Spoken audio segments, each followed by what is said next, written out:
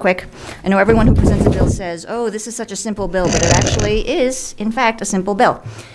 Let's just start with Section 2, which defines our terms. So if you go to lines 21 through 24, it defines a safely secured firearm as one where the owner, quote, takes steps that a reasonable person would believe sufficient to prevent access to a readily dischargeable, i.e. loaded, firearm by a child, including but not limited to placing a firearm in a locked container or temporarily rendering the firearm inoperable by a trigger lock or by other means. It also creates a charge of criminal negligence if a child gains access to a readily dischargeable firearm, with the exception of the situations outlined in lines 34 through 42, which you can take a look at. These include situations that we can imagine, like a child who's being supervised by a responsible adult using a firearm for the purposes of hunting, sporting, and the like. It also accepts cases where a minor might gain access to a firearm by entering a property illegally, in violation of the law. For example, if a minor illegally broke into your house and accessed your gun. A violation of this law would be considered a misdemeanor of a high and aggravated nature, punishable by a fine not to exceed $5,000. And essentially, that is the bill. And before I open for questions, let me just preemptively, just to save some time, answer some of the more common questions that I get. So the first question I get is, how would this law be enforced? So to answer that, let me draw an analogy to another pediatric public safety law, which is our car seat laws that we have. So in Georgia, just to review, all children under the age of 8 whose height is less than 57 inches must ride in the back seat of a car, and children under the age of 8 are required to be in either a car seat or a booster seat suitable for their age and height. This is just directly pasted off the Georgia State page.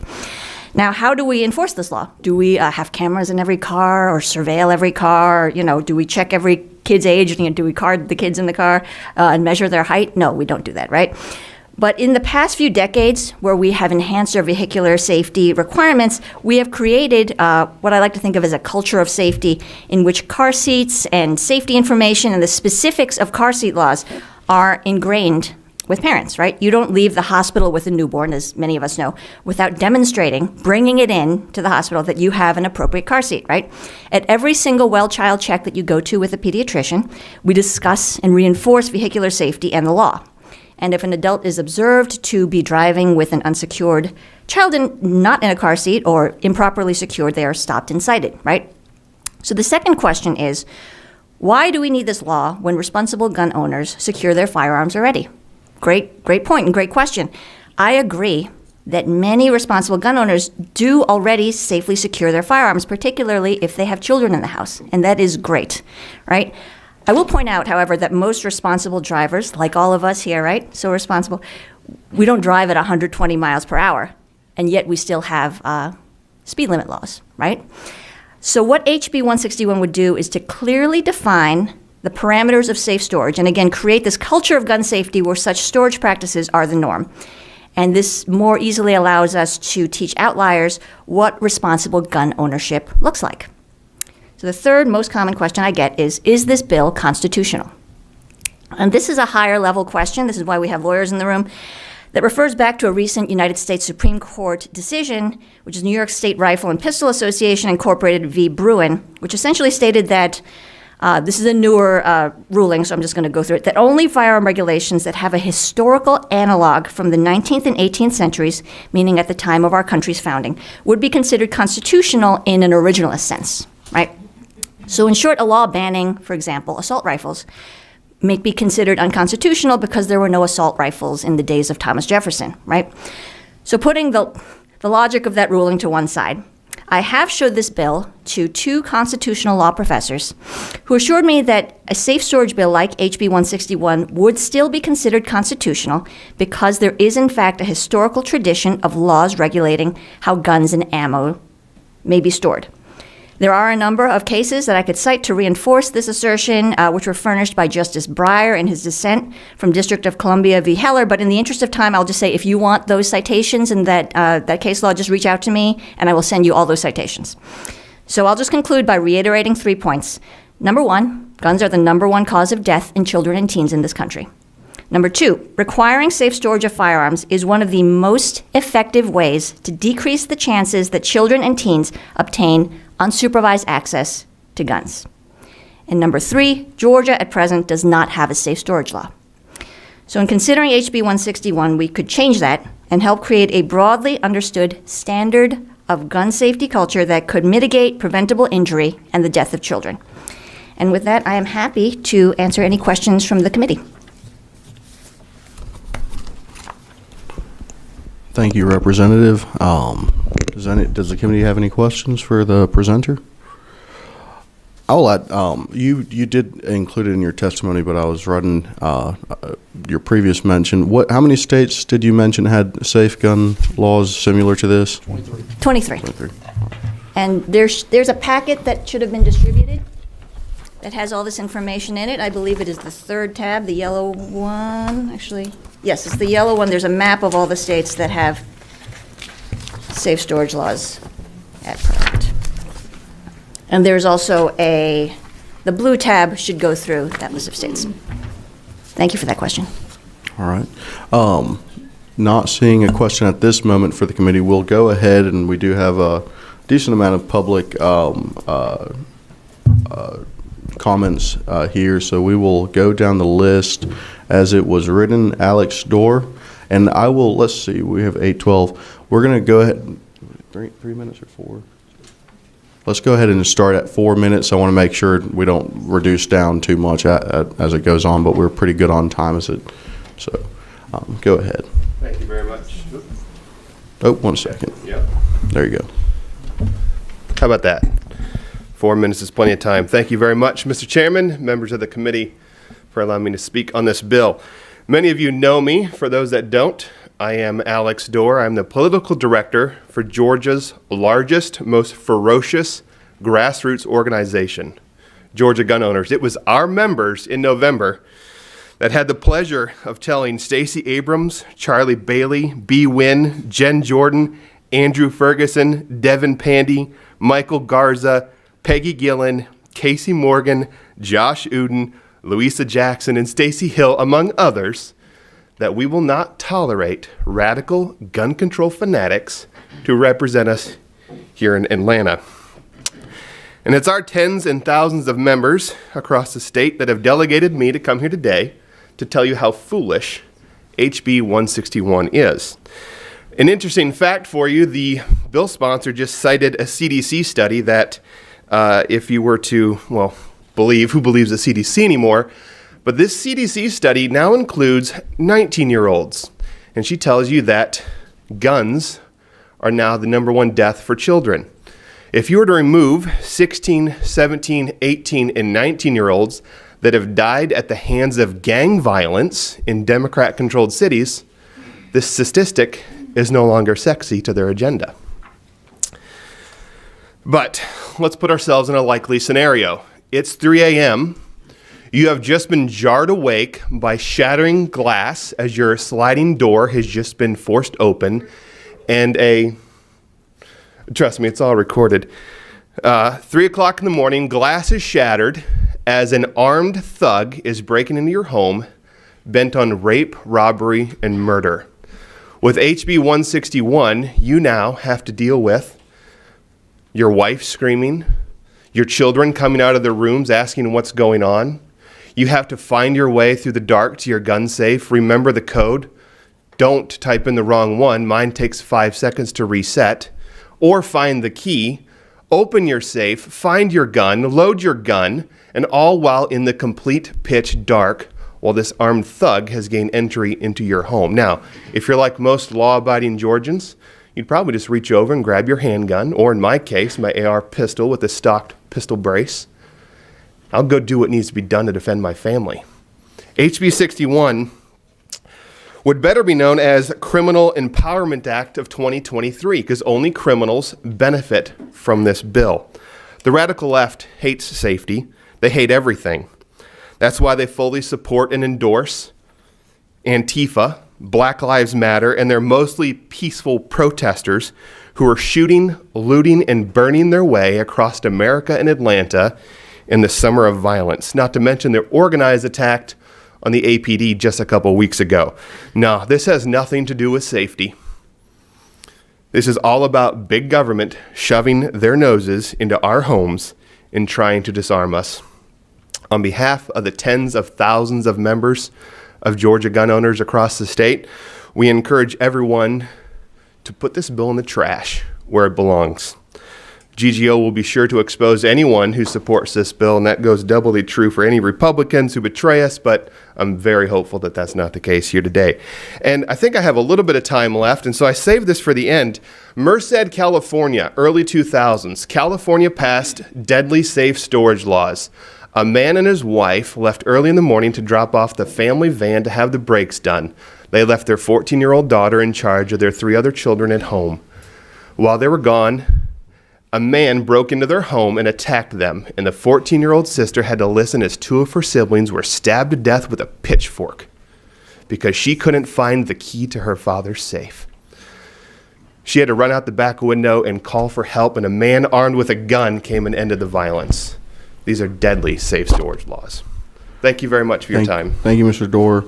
Would the presenter, I know it was mentioned to the bill, if at any time you have a comment or anyone in the committee, I'll go ahead and leave that up to the folks to mention comments as is to the benefit. I'm happy to respond just very briefly so we can leave enough time for the people to testify.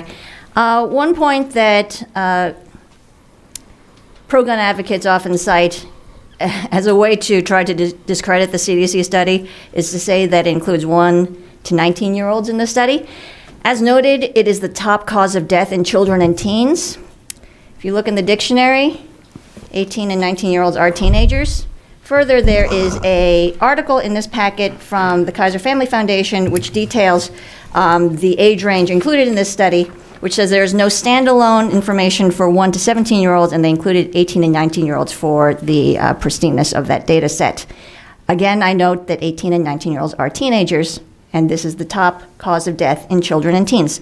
Second thing is that often people will cite the safety concerns in terms of break-ins, that having safe storage of guns builds in this irrevocable time lag in order to access your firearms. So I'll just note one thing in terms of public safety and public health when we look at risk-benefit ratios for when we talk about interventions that increase safety. I'll go back to the car seat analogy. So in my mind, this is an analogy to saying if we put our kid in a car seat and then the car is in an accident or the car's on fire, having a car seat and having to remove the child from the restraints is building in this time lag that increases danger for getting them out of this dangerous situation. What I will note, however, is in terms of the frequency or the probability of this happening. What is the probability, on one hand, of having this midnight break-in with pitchforks, as was so evocatively described, versus the danger of a child accessing a gun that is unsecured in their home? One is an incident that could happen, but is much less likely than the chance of a child accessing a gun that is in their house every single day. So that is the balance that we strike anytime we look at a public safety intervention, right? Third point is this bill does not aim to disarm anyone. As you notice, the bill actually does not restrict anyone from buying or purchasing as many guns as they want. It simply requests that when you have guns that can be accessed by a minor, that they be stored securely. And I think that any responsible gun owner, like many people point out to me, does this already, so I don't see why this is considered so unreasonable. Thank you. We have about 36 minutes of testimony left, and we have a hard stop at 8:45, so we can get into session. Yep. So we'll go ahead and go to Ms. Claudia Fruin.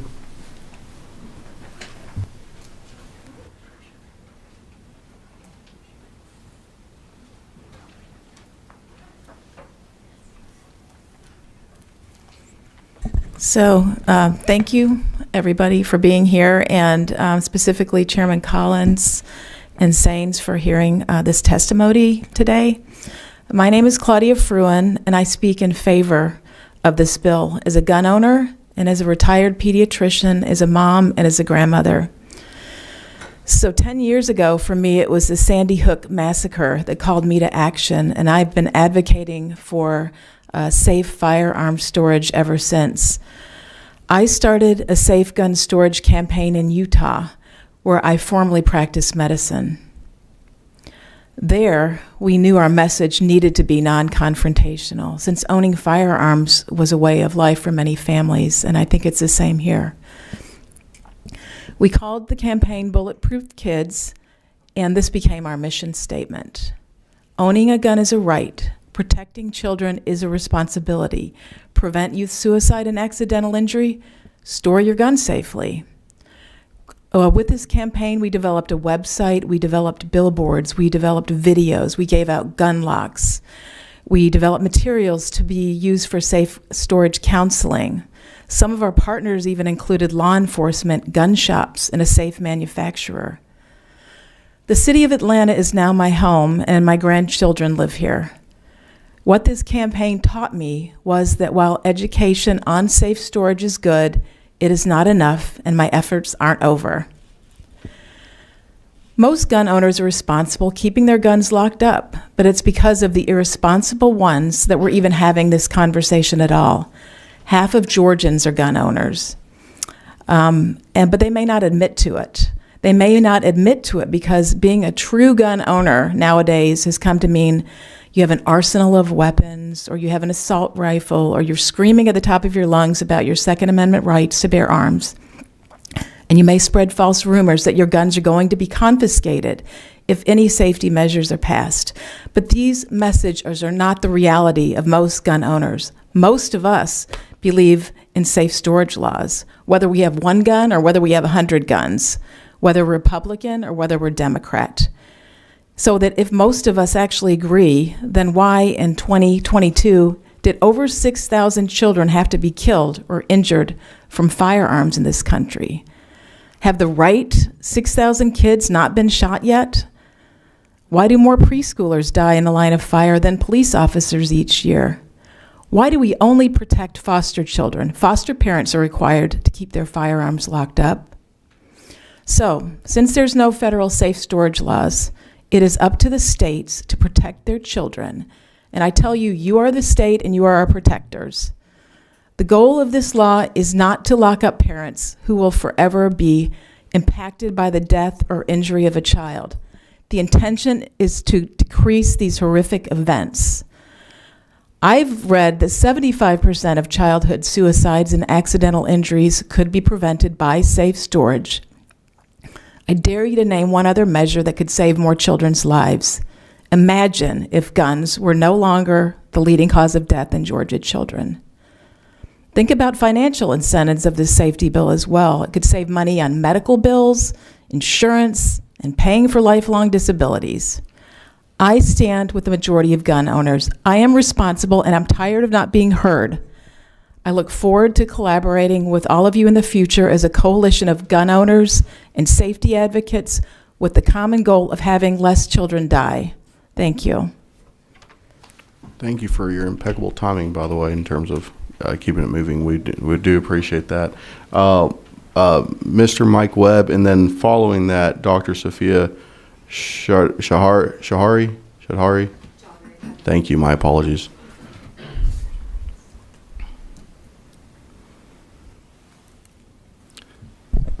Distinguished committee members, my name is Mike Webb. Like some of you, I was raised in a small town. My father owned a little welding shop where we mostly repaired tractors and equipment, and hunting and fishing was a way of life. We learned about guns at a young age, but I never remember learning about safe gun storage. Now, I'm not a Democrat. I'm not here to talk politics. I'm just a father and a grandfather. I raised my family in Marietta. My sons, Jason and Jared, were both standout athletes at Pope High School. Jared was a Georgia State wrestling champion. Both my daughters, Lauren and Jamie, went on to graduate from the University of Georgia. Jared had a wonderful sense of humor, a beautiful smile, and was popular in school. After his junior year, I decided it would be good for him to spend time with his grandparents. My mother reported mostly good news, that he went to church every Sunday, ate well, and worked hard around the farm. But on September 6, 1999, my mother called me. She handed the phone to the sheriff's deputy, who told me my son was dead. During an argument, Jared picked up a loaded shotgun that was in the living room by the front door. He ran outside, dropped to his knees, put the barrel in his mouth, and pulled the trigger. Nobody saw this coming. I tried not to blame my parents. You see, they treated their guns the way we always did, like part of the furniture,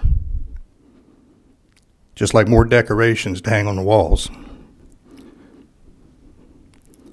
And I didn't do enough to protect my child. I've now become an educated and responsible gun owner, so much so that my son Jason tells his 4 sons, if you want to learn to shoot a gun, you've got to go to Pappy's. I have a tremendous responsibility now to create awareness, educate, and protect my grandchildren. The way I see it, this committee has a similar responsibility. The difference is you can help all Georgia's children. They deserve a strong bipartisan effort. Ironically, before learning about this hearing, I planned to come to Atlanta today to speak at the 2-year commemoration of the Atlanta spa shootings. You see, my former wife, my daughter Jamie's mother, was one of the 8 innocent people that died 2 years ago today. Her name was Xiaojie Tan. Gun violence comes in many forms. I believe we must all work together tirelessly to slow this growing national epidemic. Thank you. Thank you, Mr. Webb, and on behalf of the committee, we sincerely do share our sympathy for your son's loss. If you would like to go ahead and go to the podium, I will ask to let's start. We've had several at 4, both opposed and 4. Just to ensure everyone's being heard, we're going to go down to 3 just to ensure that hard stop's being met. Yeah, that's fine. Chairman Saines, Chairman Collins, and members of the subcommittee, thank you for the opportunity to speak with you today. My name is Dr. Sophia Chaudhary. I'm a pediatric emergency medicine physician here in Atlanta, which means that my job is to take care of critically ill and injured children. I'm also a Georgia native who comes from a gun-owning family. I'm here representing nearly 2,000 pediatricians across our state on behalf of the Georgia chapter of the American Academy of Pediatrics. I'm speaking also as a firearm injury prevention researcher and as a mother of 3 young children. I'm here today in strong support of House Bill 161. While many gun owners store responsibly, I'm here to tell you what can happen when that is not the case. One day, not too long ago, I was in the emergency department, and our team rushed into the trauma bay to see a 4-year-old actively getting CPR. But there was nothing we could do to save him. He died in front of us and his mother, all because his 6-year-old brother found their father's unlocked and loaded gun and shot him in the chest. I will never forget the sound of his mother screaming. I will never forget how she collapsed while holding on to his small, blood-stained hand. As a mother of a 4-year-old boy and a 2-year-old girl, I think often of this beautiful little curly-haired boy and how his family's life changed in a matter of moments. And that's all it takes, moments, for a young child to find an unlocked gun in a drawer, under the bed, in a closet even, when parents may be close by. This is not an unusual incident. Georgia's families are suffering. I can attest that I have seen countless children die from improperly stored firearms. Those who are lucky enough to survive are left with lifelong disabilities and mental health consequences. These tragedies could have easily been prevented by safe storage. Did you know that a child as young as 2 years old is strong enough to pull the trigger of a handgun? My colleagues and I have spent years educating families about this fact and the importance of safe storage, but it's not been enough. Firearms remain the leading cause of death of children and adolescents in our state. Over 240 kids died in 2021 in Georgia from a gun. That's about 5 children every week. When it comes to teen suicide, means matter. When a teen attempts suicide with a gun, it's fatal 90% of the time in comparison to only 2% when pills are taken. Teens are impulsive, and they can go from thinking about suicide to attempting it within less than an hour.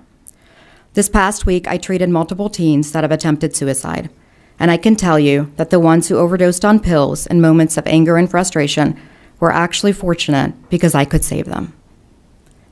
The ones who have used a gun typically do not make it to our hospital. And I will end with this.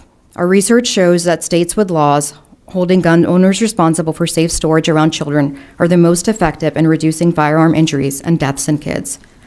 We cannot gun-proof children, but we can make sure that guns in the homes are safely stored. The science supports this bill. Georgia pediatricians support this bill. Chairman and subcommittee members, I implore you to support this bill and this matter as well. And I look forward to working with all of you. Thank you. Thank you. Mark Rosenberg, followed by Laura Judge.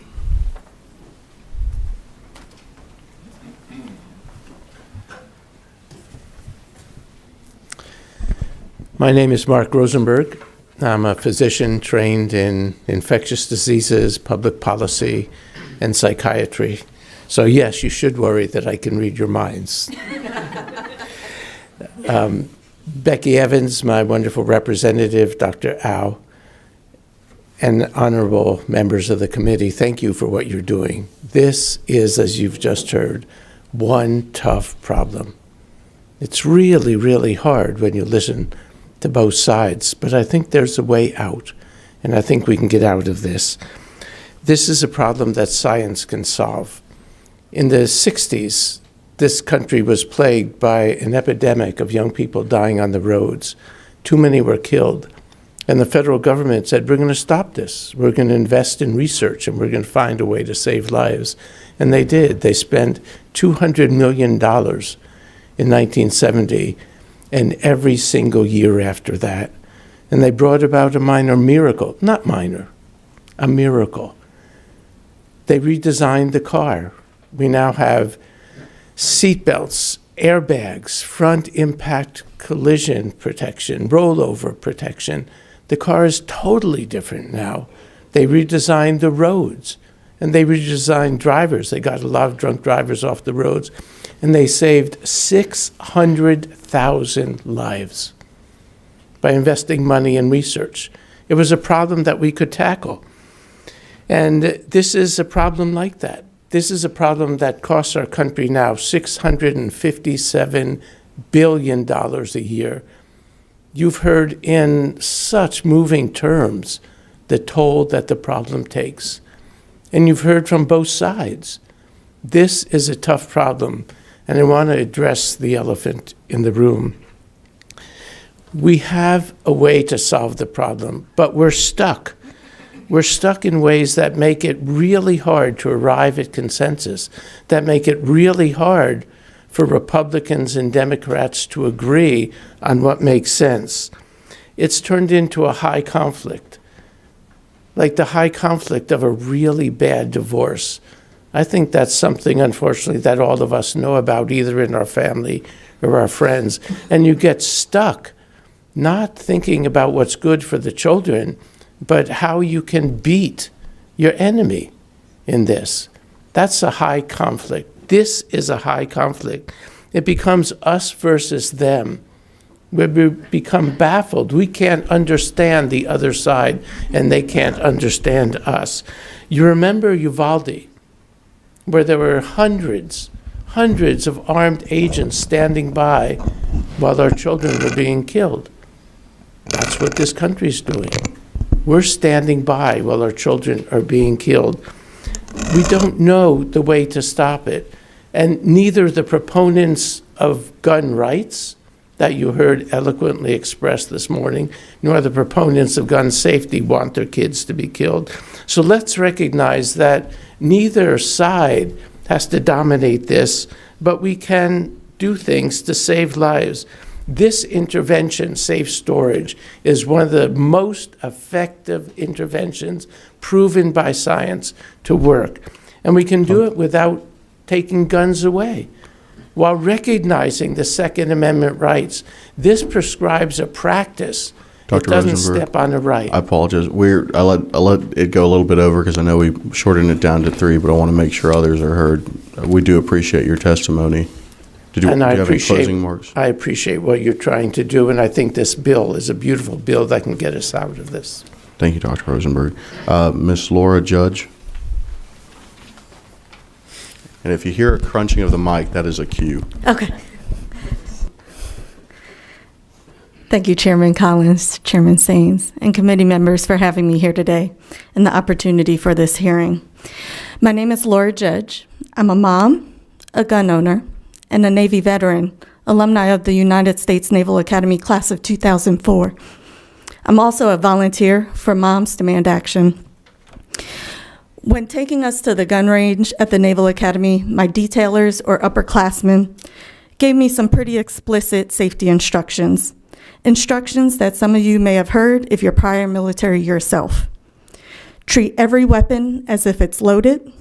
Handle every weapon with care. Identify the target before you fire. Never point the muzzle at anything you don't intend to shoot. And keep the weapon on safe and your finger off the trigger until you intend to fire.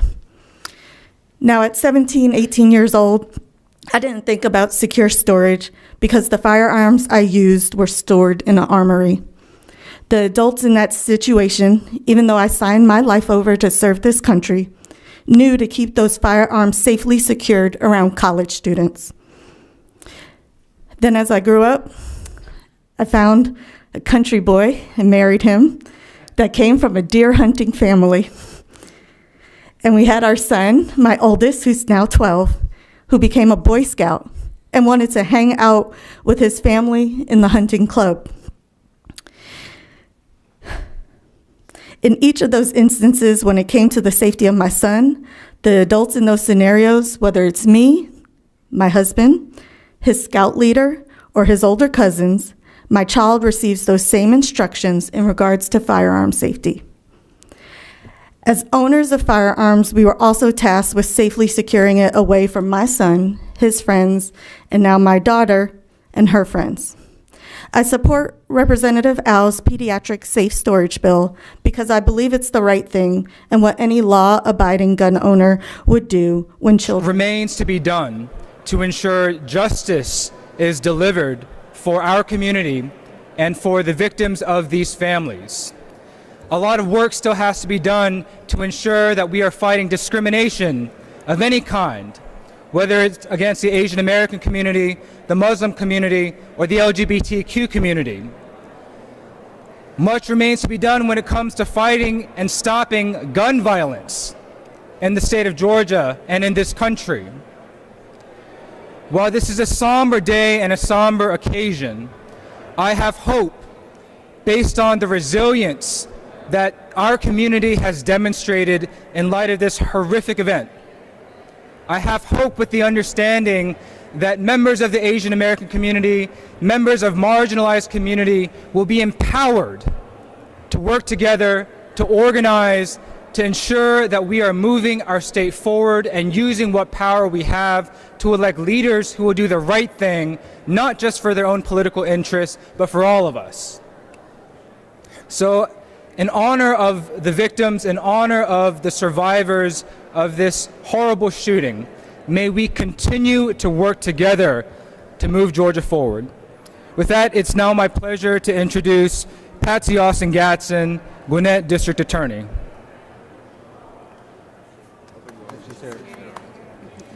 So if our Gwinnett District Attorney is not yet here, it is my privilege and honor to introduce my good friend and colleague, Representative Long Tran, from House District 80. Thank you, Sam. Good morning, everyone. So, 40 years ago, around 1984, I remember reading on the news and watching on TV about how the KKK was waging war against the Vietnamese community. My parents were Vietnamese refugees. And shortly after that, I remember watching a news story about Vincent Chin, who was beaten to death in Detroit. 40 years later, as I woke up, my phone was vibrating off its nightstand, and all over the news was reports of the spa shooting. I quickly went to my cafe, sent my employees home because I didn't understand what exactly was happening, but I didn't want to put my wife and my employees at risk. So I kept the business open. I sent a message that we weren't going to close because of fear, but I worried about my safety. And all the feelings I had as a kid return. 40 years later, our AAPI community still struggles with Asian hate. And so in the 2 years since, we've made great strides. We have an AAPI caucus here at the state capitol, 11 AAPI elected state legislators. So we are making progress. We are fighting back against Asian hate. We are proud that we have members from all over Georgia here with us today from the various communities, whether it's the Latino, the Jewish, LGBTQ, Black, white. We're all here standing together to fight against hate. And I appreciate all of the folks from outside of Georgia who has come to stand united with us and the rallies that are happening all across our country to fight Asian hate. Is Erica Morigatsu here? No, not here yet. So at this time, is Rua here? Right here. Yeah, right here. Okay. Yes. Oh, sorry, Rua. All right. At this time, I'd like to invite Rua Roman to come up. Good morning. Thank you, everyone, for being here on a Thursday morning. And I'm standing before you today to remind all of you that, unfortunately, as discriminatory as hate is, it has a tendency to not be very discriminatory against a lot of group of people. And as you all have seen and heard, the Asian community is incredibly diverse, just like the Muslim community is incredibly diverse. And within our own communities, there are diverse and vast Asian populations from Southeast Asia, Southwest Asia, and all around the continent. Unfortunately, we have not been spared of this hate either. My community just yesterday commemorated the Christchurch shootings in New Zealand that took the lives of countless Muslim worshippers.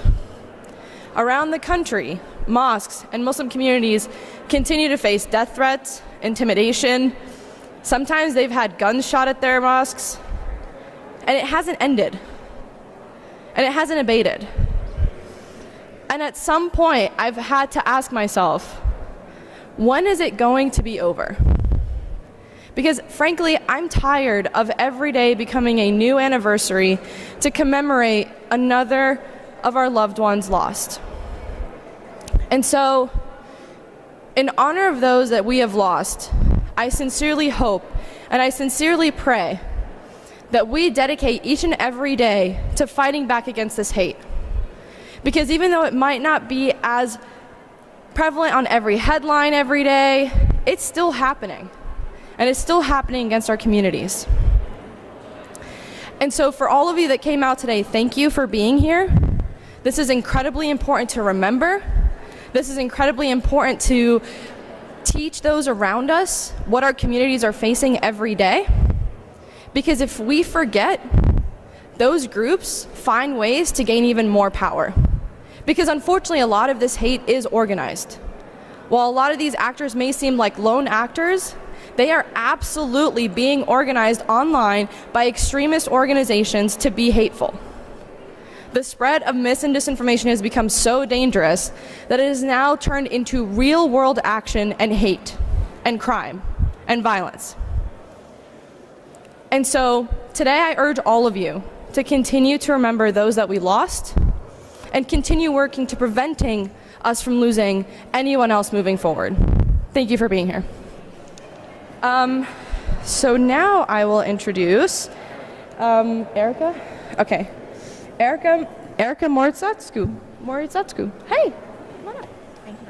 Yeah, of course. Thank you for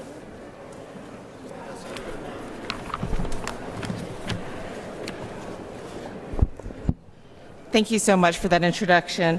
I'm grateful for your leadership, as well as all of those elected officials and community leaders and community members who are gathered here today.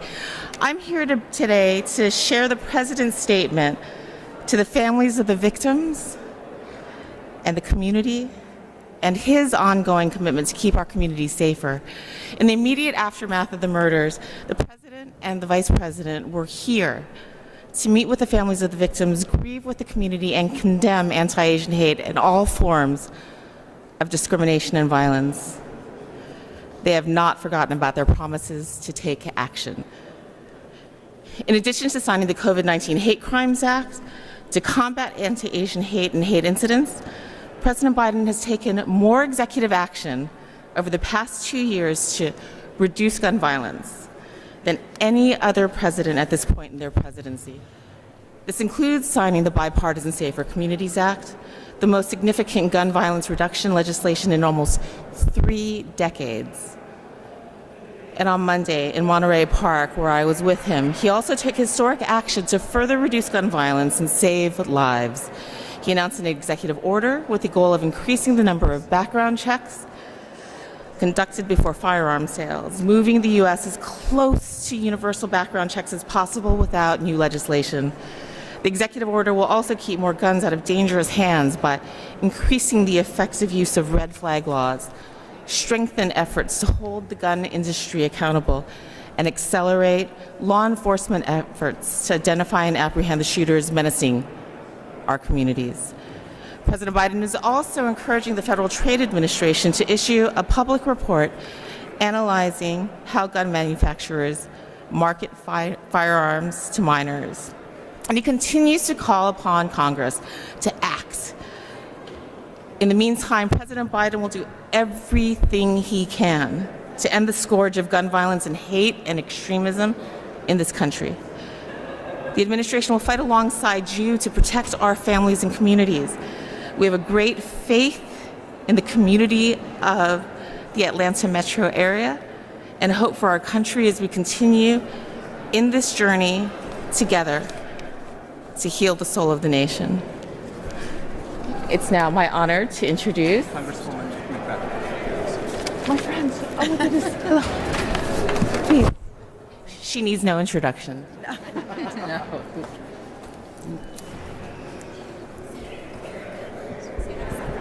Well, thank you so very much. I am truly honored to be here today, to be in my home capital. And of course, today is a very difficult anniversary. Today, we remember the 8 lives that were stolen from us by an act of hate, facilitated by unfettered access to weapons. We mourn the tragic loss of 8 souls who should still be with us today. And we will reflect on our responsibility to condemn the racism and the bigotry that fueled this senseless tragedy. And we must rededicate ourselves again and again and again to our responsibility to act, to champion solutions that does save lives. I know what a day like today feels like. Last month, I actually celebrated what should have been my son Jordan's 28th birthday. He's been gone from us now for over a decade. And not a day goes by that I don't miss his smile or his gregarious laugh. My fellow survivors, which some are with us today, you are honoring the memory and the legacy of your loved ones in your advocacy. Thank you for your courage, and thank you for standing here and being a voice for this movement. We in Georgia are on the front lines of the fight to end gun violence. And I want to report that we are actually making progress. Last year, we celebrated the passage of the Bipartisan Safer Communities Act, my law, a law that I passed, which is actually the first most substantial gun violence prevention efforts that we've had in this country in over 30 years. I'm so proud that my bill works to keep guns out of the hands of those who should not have access to them, who are posing a threat to themselves and to others within their communities. And I am pleased that the President took additional action this week to accelerate the work to reduce gun violence with his executive order. Here at the state level, Georgians are truly lucky to have such dedicated leaders standing behind me working here in this Gold Dome, leaders fighting to end gun violence. Representative Au, I want to congratulate you on your safe storage bill receiving a hearing this morning. The legislative measures that you and your colleagues that are standing here today are working on to pass and to save lives, I want to remind those in attendance today that their efforts to find common sense solutions, these are efforts that overwhelmingly a large percentage of Georgians accept. A large percentage of Georgians overwhelmingly support these efforts, the work that they are doing right here in Georgia. It is such a privilege for me to be your partner in service to the people of this state. And I will always champion solutions that continue to preserve the lives, keep our children and our communities safe. And at this time, it is my honor to introduce Mr. Robert Peterson, the son of Yong Ae Yue, also a survivor. And I want to thank him for his courage and his willingness to stand on the front lines to save lives here in Georgia.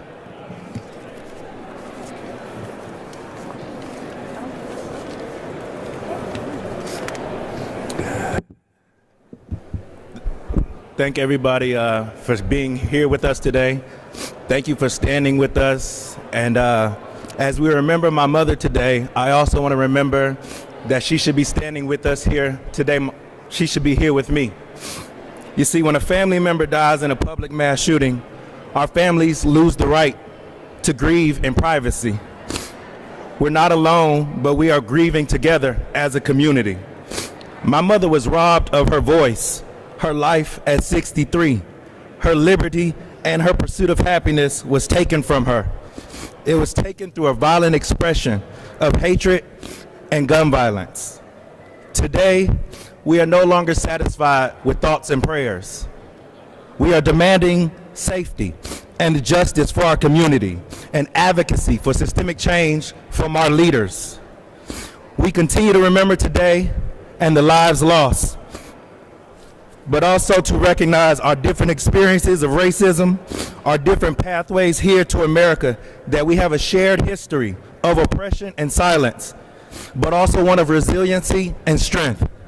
Today is a day to reimagine and redefine what it means to be Asian in America, to show that we are no longer invisible and quiet, but we are now out front and center, loud and proud.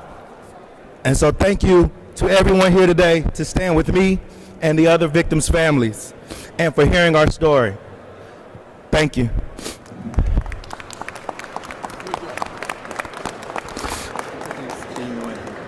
It is now my pleasure to introduce B. Nguyen.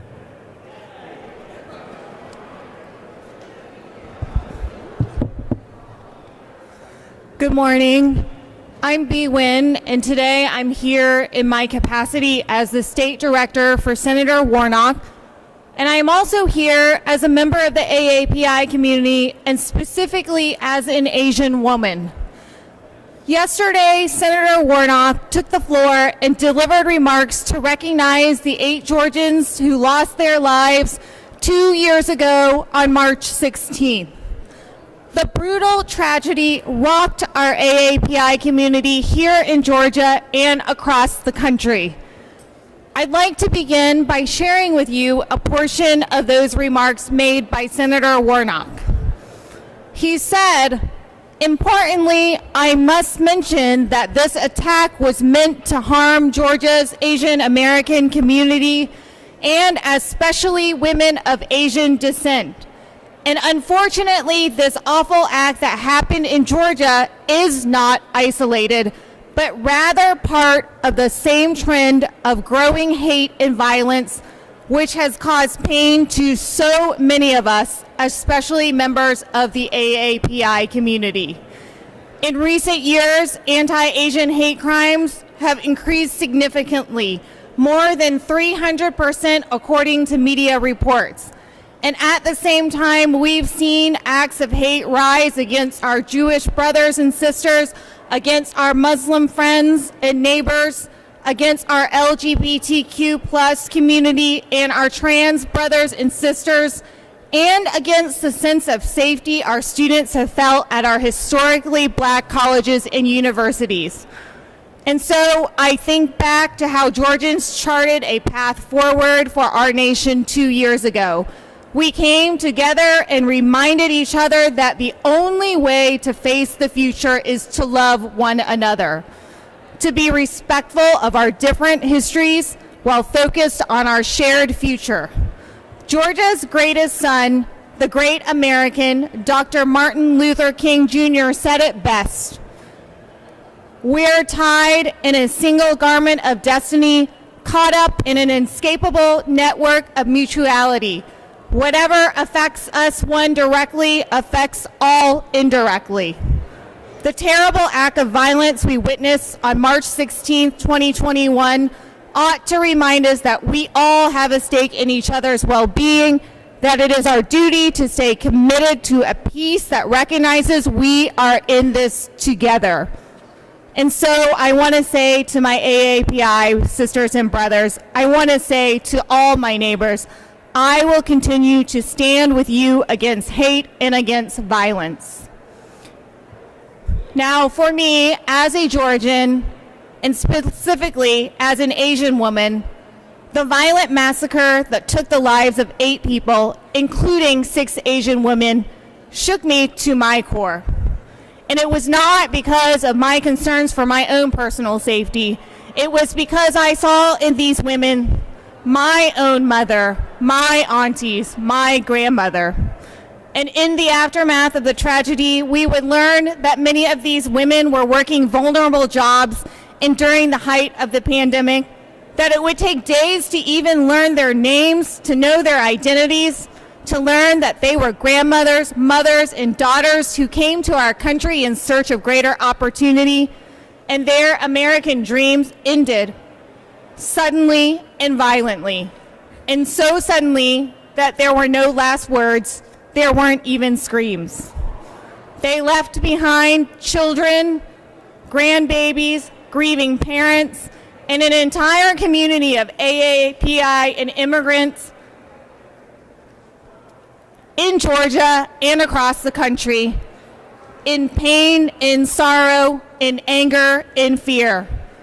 The tragedy unveiled to us the often untold experiences of the AAPI community and immigrant communities. Our feelings of invisibility, what it's like to be unseen and to feel unheard, what it is like to live in the shadows. So today, as we gather together as a collective community, my hope is that we continue to be strong and steadfast in our efforts to build a safe place for our AAPI community, that we use our voices for ourselves and for other marginalized communities, that we are not just gathering together to share our collective grief, but we build together our power. And in doing so, we honor the lives of the 8 people, those who were robbed of their futures 2 years ago. So in closing, know that Senator Warnock and our team will always stand with Georgians, with the AAPI community, whether it means working to pass legislation like the COVID-19 Hate Crimes Act into law, or to better track and hopefully prevent future tragedies. We are in this together, and me personally, as an Asian woman, I will always use my voice to stand up for our community and other marginalized communities. Thank you. At this time, I'd like to invite Patsy Austin Gaston to come up, please.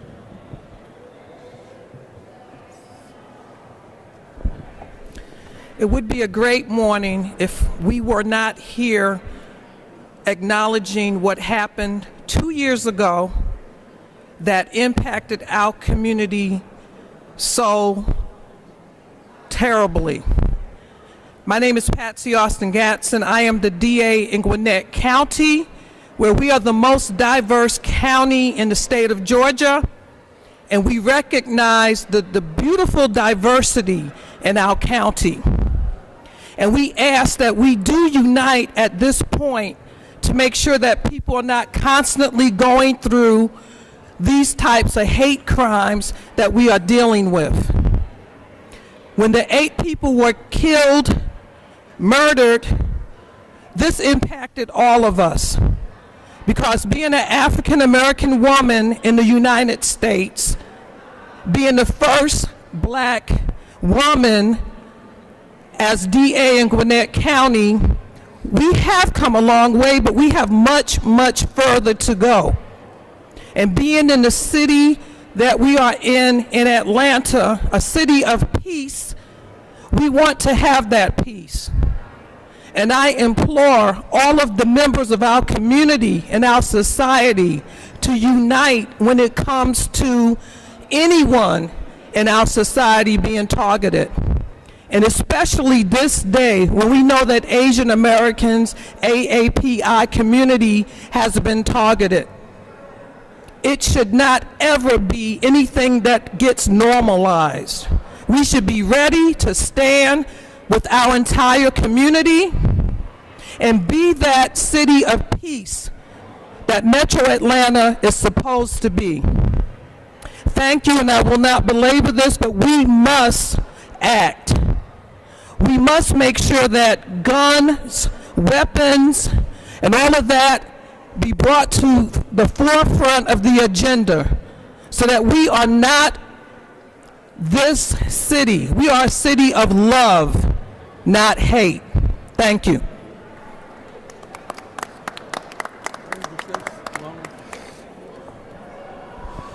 I'd like to ask Mr. Michael Webb to come say a few words.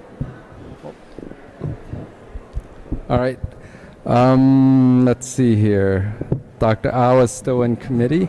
They're still in the hearing. So we've got a couple more speakers. They're on their way. After this press conference, we will be headed over to the freight depot. I hope you all can join us over at the freight depot for our program over there, held by various Asian American advocacy groups here in Atlanta, Georgia. Michelle, would you like to say something? No. Okay. Session has started. If we have any legislators, feel free to get to session. We've got an important day today. We've got some bills that are not positive bills for the state of Georgia.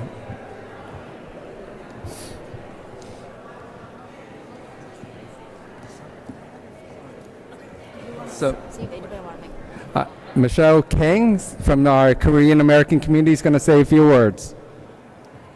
Hello everyone, my name is Michelle Kang, Secretary General of the Atlanta Korean American Committee Against Asian Hate. The committee was formed the next day, March 17, 2021, with the first generation Korean Americans. This is the first committee voiced about racial problems, and the social justice. And we've been doing a lot of events like the vigil after the shootings, so March 25th and 2021. And we had another educational seminar why we need to include Asian American history in K-12 curriculum and other events. And we have second anniversary commemoration events tonight at Korean Community Center in Norcross. It's going to be community concert, open to everybody and free concert. We welcome every community members. I hope see you all there. Thank you.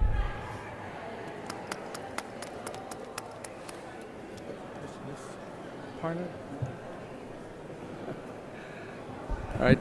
Mr. Michael Webb and Dr. Au are still in their subcommittee talking about gun control in terms of pediatric safe storage.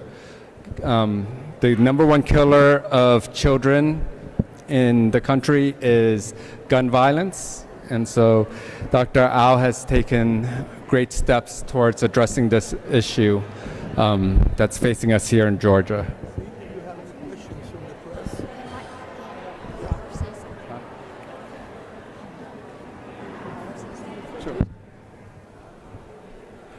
I'd like to invite Robert Weinstein to say a few words. Good morning.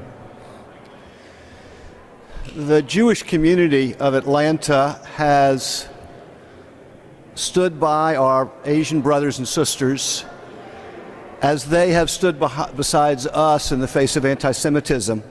And it is important for us to all remember that we are all in one boat together, and that when someone strikes out to one of our minority communities, whether they be Jewish or Asian or Muslim or LGBTQ, they create a hostile environment which perpetuates violence.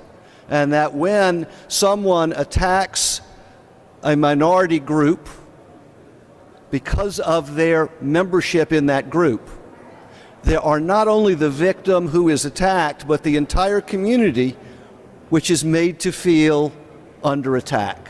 And that's the reason that it is so important that we have hate crimes legislation here in Georgia. It is also so important when anyone in our community is attacked that we all gather around them. And that's the reason that it's so important for those of us who are not part of the AAPI community to reach out and to help share the burden that this community feels today. I thank you. Thank you, Robert. All right. I'd like to invite Mr. Michael Webb to come up and say a few words.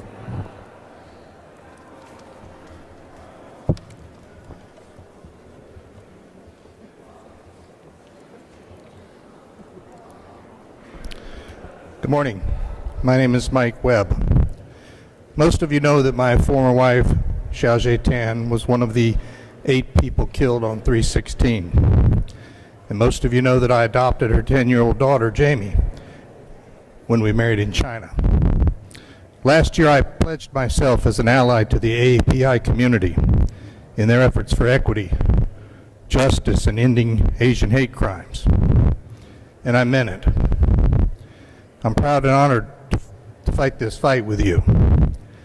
There are simply not words for me to express my gratitude to the Asian community, Asian lawmakers, and the AAPI caucus for their support over the past 2 years. Many of you know I'm a strong advocate for common sense gun safety and control. Even though I'm a lifelong gun owner and I don't share the same political affiliation as my friends standing next to me today. Last year there were 648 mass shootings, double that of 4 years ago. And there were over 48,000 gun violence-related deaths in the United States. Guns are the leading cause of violent death in the United States, and now guns are the leading cause of all injury-based deaths among children and young adults in the United States. And listen careful to this. 90% of all women, 92% of all children who were killed by guns in the world in 2020 were killed here in the United States. Folks, we simply have to get our arms around this, and we can't give up. It's now my pleasure to introduce Representative Michels Au of the 50th District, someone I know will never give up.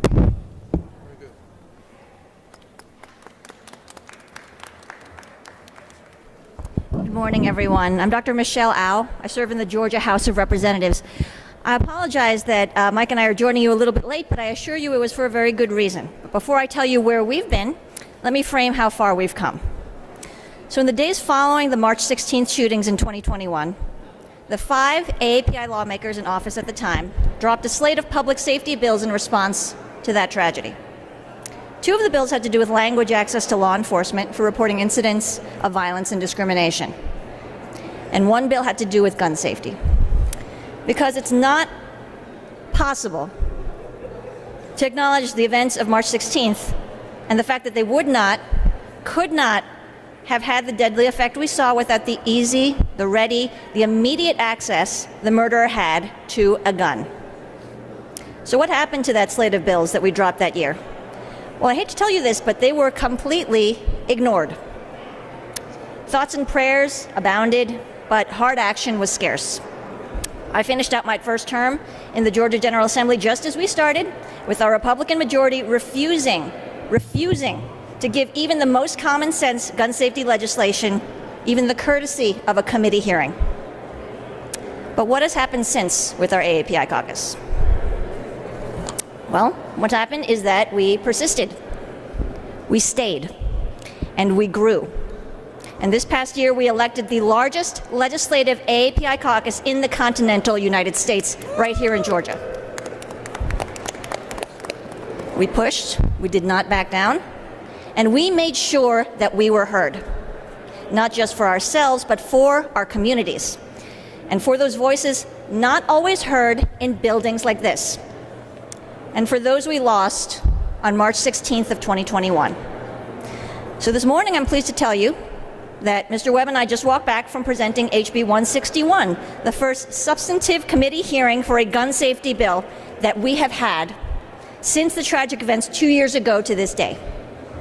Because the AAPI community insists on being seen. We insist on being heard. And we know that in order to do that, we must raise our voices and demand it. So today we honor and remember those that we lost, and we continue to work on their behalf and in their honor.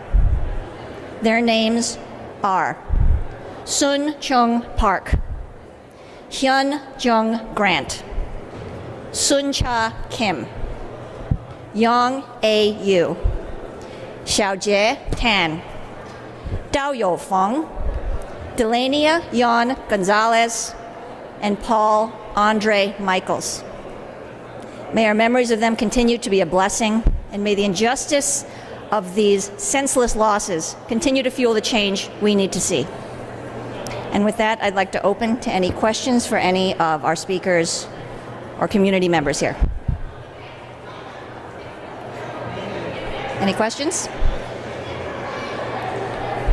Raul.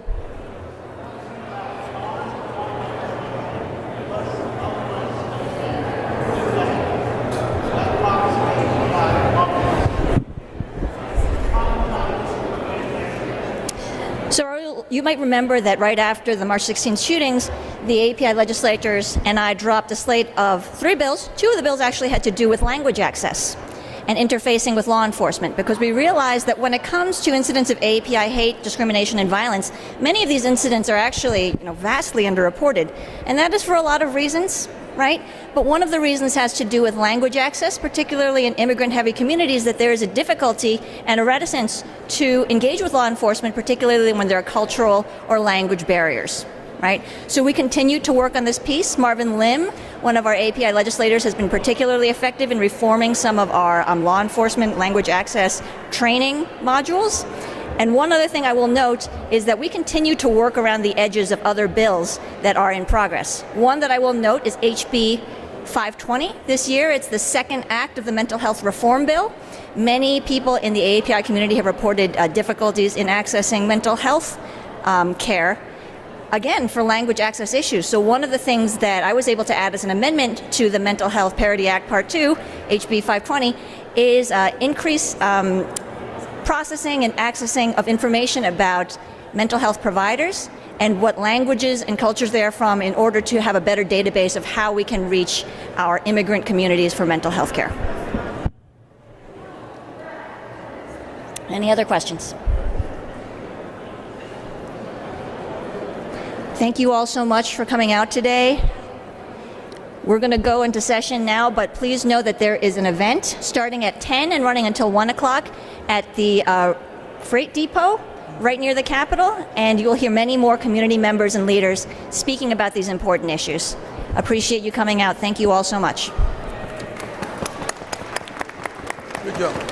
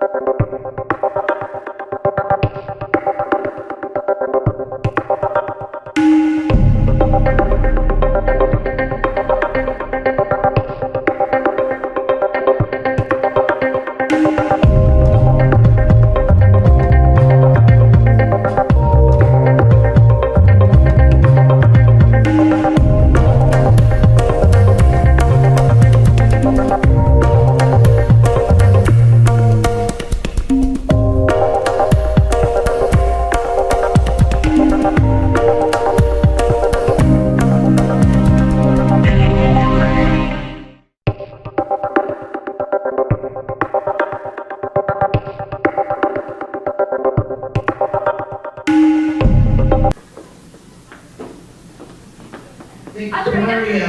Everybody, every vote. Getting ready. Okay, partners, registration, everybody. It doesn't look good if there are 3 of us. Where are we moving the banner stands to? No, you're not moving the Oh, banners you're down. not. We're just moving the podium in front. But we may, not right now, but we'll move just the podium in front, right in front. Okay. And the speakers as well. After they rehang the banners.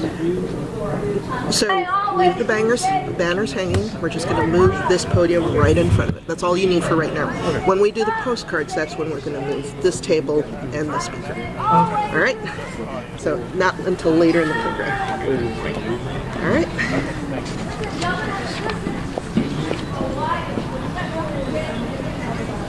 All right, it is 10 o'clock.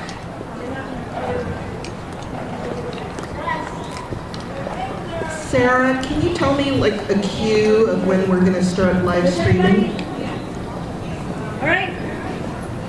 Grab a sign, grab a flag. I say always, you say always. Always. I say stop, you say. I say stop, you say. Okay, let's go. Always. Okay, we're going to move this, right? So it's got to be stable. Stop. Always. Always. Okay. Yes. All right, Victoria, come on.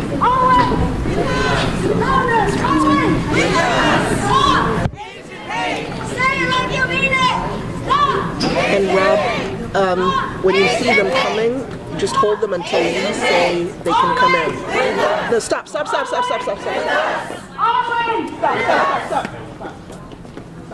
on in. No. Stop. Second, stop. Y'all good and funny. Okay, Sarah, are we ready? All right. So Bobby is gonna start the intro. Right. 3, 2, 1. Thank you, everyone, for coming to the March 16th Atlanta Asian Justice Rally. Our theme this year is Always With Us, Rise Against Hate. I am Bonnie Yaun, and with Victoria Nguyen, we are co-emceeing your event today. From Atlanta, the birthplace of Martin Luther King, we remind the world, injustice anywhere is a threat to justice everywhere. As we rise against hate, Martin reminds us, darkness cannot drive out darkness, only light can do that. Hate cannot drive out hate, only love can do that. We gather today to commemorate the second anniversary of the tragic mass shooting in our city, which took 8 lives, including 6 Asian American women, and we want to find a path forward. Atlanta does not rise up alone today. Standing with us are multiple sister cities: San Francisco, New York, Detroit, Denver. These events are being live streamed throughout the day on YouTube, on the Asian Leaders Alliance and Georgia Asian Pacific American Bar Association channels. This is a powerful moment for everyone, including our non-AAPI allies, to remember the lives lost and stand together. Among our co-organizers for this event are Stand with Asian Americans and the Asian American Foundation. They are sponsors of the national events along with numerous local partners. So hello to everyone watching on live stream, and thank you Brian Pang and Hudson Yao of Asians Are Strong for coordinating the national live stream. We've just come from the Capitol, and we are so grateful for the Georgia AAPI Legislative Caucus, who just delivered an impactful press conference earlier this morning at the Georgia State Capitol. Since last year, in November 2022, we elected a record number of 11 AAPI members to the Georgia General Assembly, the largest number of APIs serving in a state legislature in the continental United States. I'm going to repeat, 11 AAPI members in the Georgia General Assembly, making us the largest number of AAPIs serving in state legislature in the continental United States. This is nearly triple the number of AAPIs elected since last year. We begin our rally with a procession of our banners, which you'll see in just a moment. These banners are carried by our March 16th Remembrance Coalition members, and some to note, Tam T. Ashling, Executive Director of the Asian American Action Fund, Georgia Chapter, Michelle Kong, Secretary General of the Atlanta Korean American Committee Against Asian Hate, Ms. Sarah Park, President of the Korean American Coalition of Atlanta, Papitra Rizal, activist within the Bhutanese community, March 16th, family members, and joined by many of the other community members. They recognize the second anniversary of March 16th, and our attendees who attended the press conference have walked over from the Capitol, and they are ready to arrive. So please welcome our processional.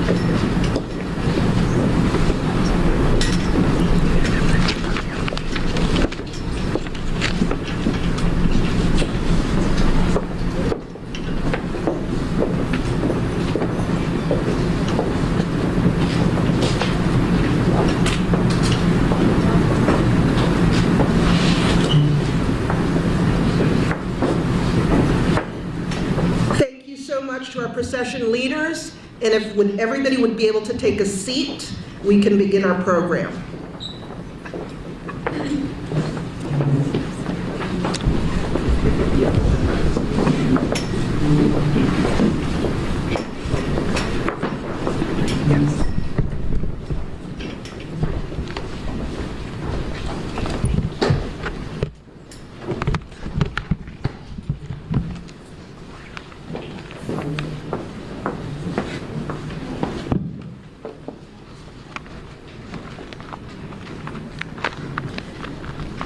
To begin our rally today, we will recite the names of the 9 Atlanta shooting victims and lone survivor. Soon-Jung Park, age 74. Hyun Kim, age 51. Sunja Kim, age 69. Yong Ae Yue, age 63. Delaina Ashley Yaun Gonzalez, age 33. Paul Andre Michels, age 54. Xiaojie Tan, age 49. Daoyou Feng, age 44. Alcias Hernandez Ortiz, age 30, and a survivor of the March 16th shooting. And now, let us observe a moment of silence for the lives lost in Atlanta 2 years ago today, March 16th, as well as those who were lost this year to mass shooting, gun violence in Monterey Park and Half Moon Bay, and at many of the other mass shooting locations. We send healing and prayers and support for the families and the survivors, and some of whom are present here today. So let us take a minute of a moment of silence.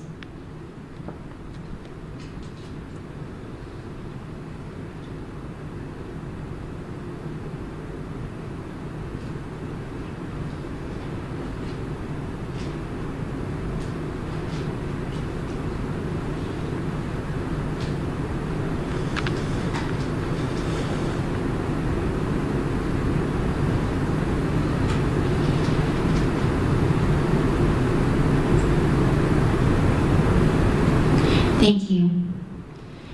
And to the families, we are with you, and to the members that are lost, we will remember you, and we hope that we find justice and peace for the families and community that has been impacted.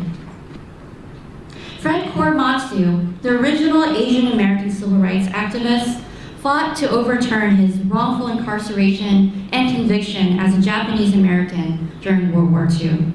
In Fred's words, if you have the feeling that something is wrong, don't be afraid to speak up. Today, we are doing just that. We are speaking up, we are speaking out, and we are no longer just standing in the shadow of the Georgia Capitol. We are inside the Capitol, and we are speaking truth to power. Now we would like to welcome to the stage KV Vu to kick us off. KV is an integral part of our Atlanta AAPI activist and artist community. A truly unique storyteller, she and her family came to the United States as Vietnamese immigrant refugees. KV grew up in rural Georgia, while her parents eked out a living as chicken farmers. You can only imagine the alienation and isolation as an Asian teenager growing up in the Deep South. She found her voice in poetry. In her own words, she became that weird poet girl who wanted to be a rapper. It was only when KV began attending the University of Georgia that she discovered her voice as a spoken word artist. She performed and won first place in a competition, winning a $1,000 prize. She began performing every weekend, traveling to colleges in various states, and since then she has evolved into a recognized content creator, videographer, and brand manager. She has also created incredible content to improve voter accessibility and civic engagement among AAPI voters. Last year, she worked closely with the Asian American Advocacy Fund to produce a groundbreaking coloring book, The ABCs of AAPIs, for which she was interviewed on national TV. The artwork was famously installed as a 150-foot mural display on the Atlanta Beltline. We give you KV Vu.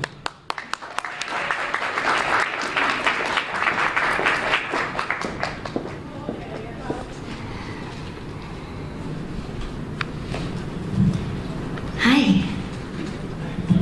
Good morning. Thanks for being here today. Is everyone here familiar with spoken word poetry? Anyone not familiar? Okay. But just in case, I am a daughter of immigrants, so I need affirmation at all times. So if you feel what I'm saying, give me a little snap. You could do a little better than that. You got it? Yeah. Okay. So throughout my performance, if you just feel called to give me a little snap, it helps. This is called Make America Great Again. Cheney Elementary School, Civic Oration Contest, 2002. The prompt: what makes the USA great? Mom said talk about how it makes way for people like us with a place to stay. But by 5th grade, I was already jaded by the images of Vietnam that my textbooks painted, so corrupt, so deceitful as a people. Had other kids tell me I was intrinsically evil. And my teachers worried that I would isolate them, that telling the immigrant story would affect my grade, because after all, this is a contest. If the judges can't relate, then they won't be responsive. Here I highlighted some parts for you to shorten, and I whited out some things that I don't think are important, because they don't even fit our definition of foreign. Funny thing is, I didn't think twice about it. She was a real American. Who was I to doubt it? And I kept believing them. And it didn't feel crazy then. Funny how it keeps you grounded when they label you an alien. Because that's what we do, we immigrants. We don't really talk much, we just keep listening. And I would take it in, because I was new and I was still learning, until I realized those books would never reflect my journey. If class lessons are biased, then yes, united we stand, but we are just standing still. If we don't have a plan to tell our story, then no one else will. But Mom said, honey, don't get involved in all of this. We're lucky enough to be here. It doesn't really matter what they call us. No, I care what they call us. She would clean bathrooms day and night just to put us through college. But she said, it's okay. I've been through much worse. They're just words, honey. They don't really hurt. Like her first job, first day in the States, no clue how to make an American hamburger. Customers spit on it right in front of her. She was cussed out by the manager because she didn't know the difference between mayonnaise and mustard.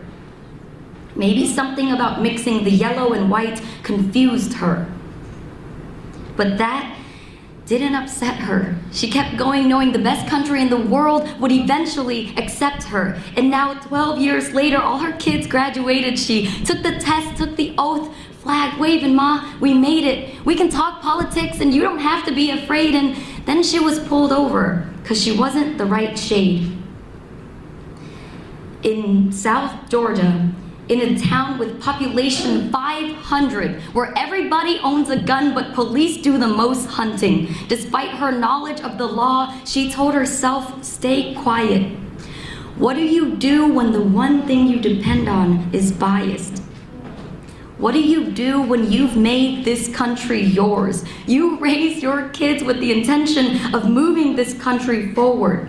Because this country is all they've ever known. And after 24 years, you finally thought you could call this country home. Because in this new life, you are so much more than a voiceless housewife. You can speak your mind, and they promised that it would matter. They said, just keep working harder, the rewards will come after. Just so long as you remember to always pay your taxes, keep your head down, make do, and be a product of your environment. Then you turn on the news, they say people like you brought the virus. We love your cultures, but can you keep the space tidier? We love your cuisines, but can you elevate the taste higher? We love your art, but can you make the face lighter? You know, I love America, but can I call you a liar?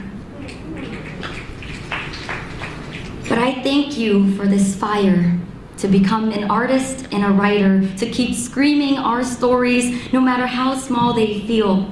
Because our stories must be told, for us to be whole and complex and real.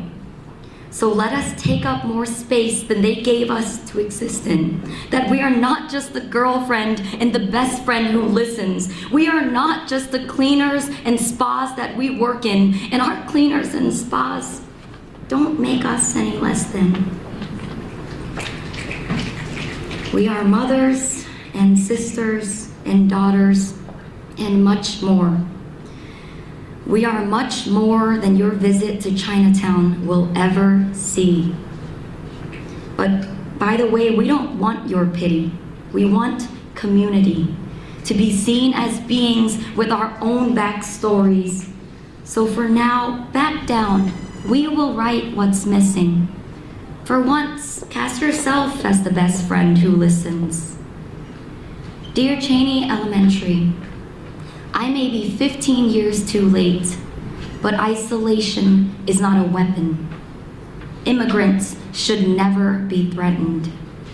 If you don't understand acceptance, you have no idea what makes this country great. Thank you.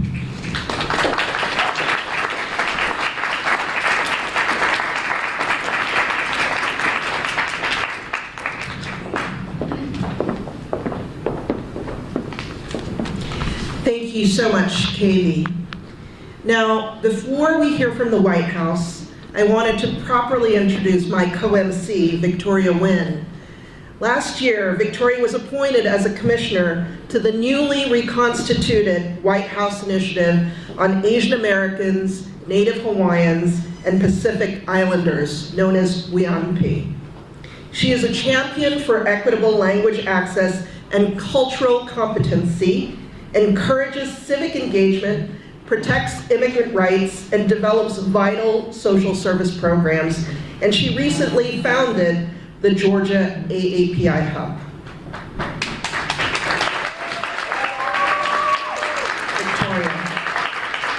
Thank you so much, Bonnie, and I'm so honored to be in community with everyone, and especially honored to have the President of the White House here with us. Today, we are honored to have Erica Moritsugu. She's a Deputy Assistant to the President and AAPI Senior Liaison.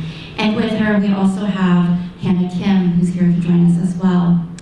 And at the White House, Erica supports the administration on a wide array of the President's priorities and engages with the AA and NHPI communities and leaders on important issues such as advancing safety, justice, inclusion, and opportunity through a whole government approach to racial justice. And we are so honored that we have someone like Erica at the White House from our community to really advance the policies, the work for our Asian American community. And I'm especially proud to know that she accompanied President Biden to Monterey Park just a few days ago. While we were in DC, we got to watch the President make his remarks and join the Asian American community there. And it is such an incredible experience to know that the White House cares about our communities, and we have the presence of the White House and individuals like Erica here with us today. So without further ado, I'd like to introduce the incredible champion, Erica Moritsugu.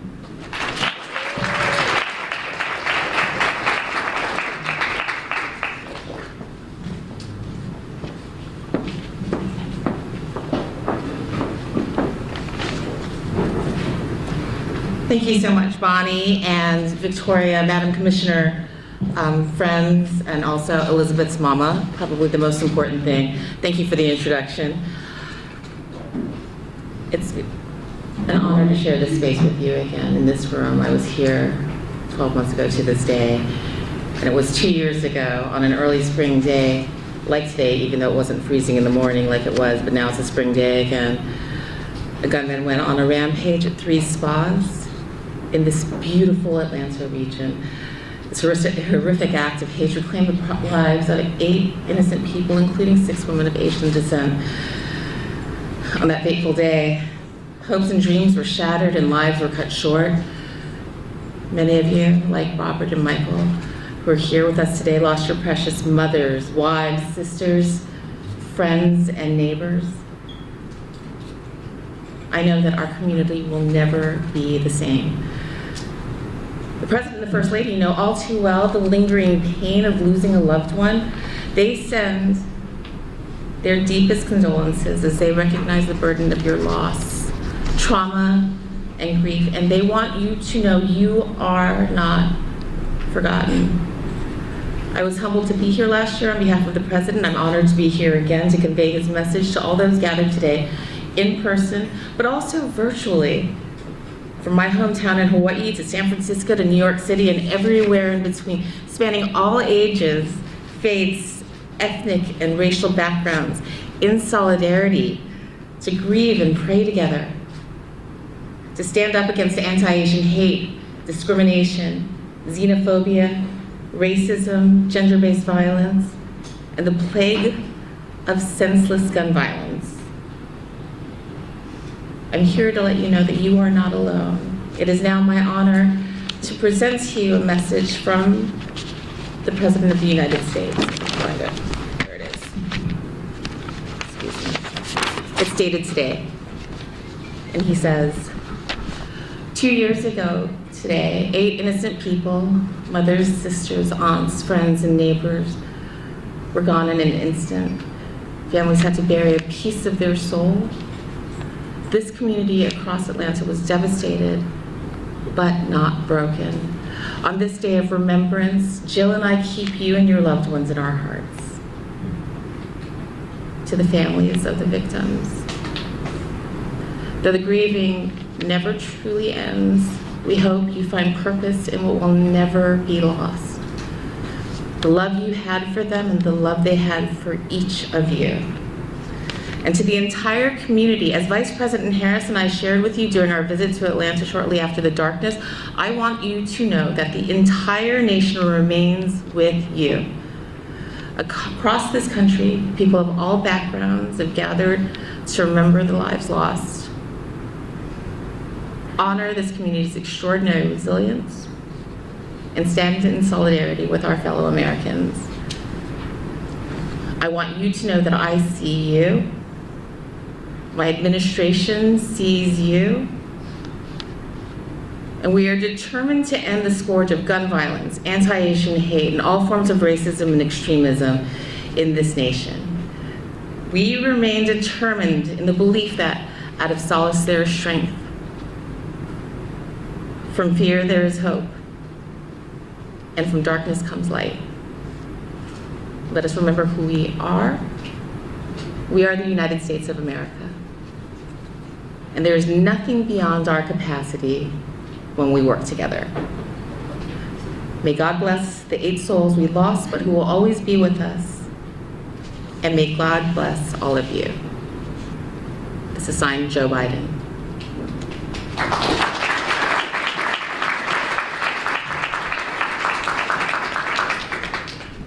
Again, on behalf of the President, I applaud and thank you for rallying for justice. This community has inspired the nation with your courage and resiliency. You are doing the hard work to transcend tragedy and serve as a beacon of hope in the face of hate and adversity. The President will continue to fight alongside of you to protect our families and communities. In addition to signing the COVID-19 Hate Crimes Act to combat anti-Asian hate and hate incidents, President Biden has taken more executive action over the past 2 years to reduce gun violence than any other president at this point in their presidency. This includes signing the bipartisan Safer Communities Act, the most significant gun violence reduction law in almost 3 decades. And on Tuesday, as Victoria mentioned, I was with him in Monterey Park, California, where he also took historic action to further reduce gun violence and save lives. And he's counting on you to keep up the good fight for what is right. May your love for another serve as a source of strength and courage to unite and keep starting good trouble, as our beloved Congressman John Lewis would say, because only light can drive out darkness.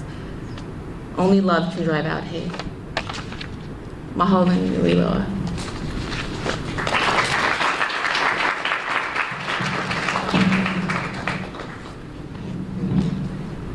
Thank you so much, Erica.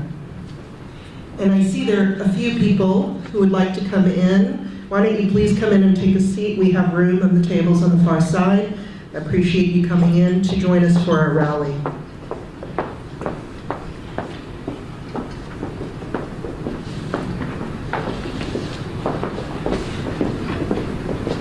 Thank you, President Joe Biden. Thank you, Erica and the White House. And now we are grateful to have 2 of the March 16th family members with us. Dr. Robert Peterson has a PhD in medical sociology and is a past professor of Morehouse College. He is the youngest son of Yong Ae Yue, who was killed at the aromatherapy spa in Buckhead. In the aftermath of the shootings, Robert has now himself become a subject matter expert on gender and race and is a crime victim advocate. We had a chance to hear Robert speak earlier this past weekend at a memorial tree planting ceremony in honor of the March 16th victims. He shared that he grew up living in 2 worlds, both Black and Korean, and he provided his unique insight living in dual cultures. He is eloquent, extremely articulate, and makes a compelling case for building a multiracial and multi-generational coalition to combat hate. Welcome, Dr. Robert Peterson.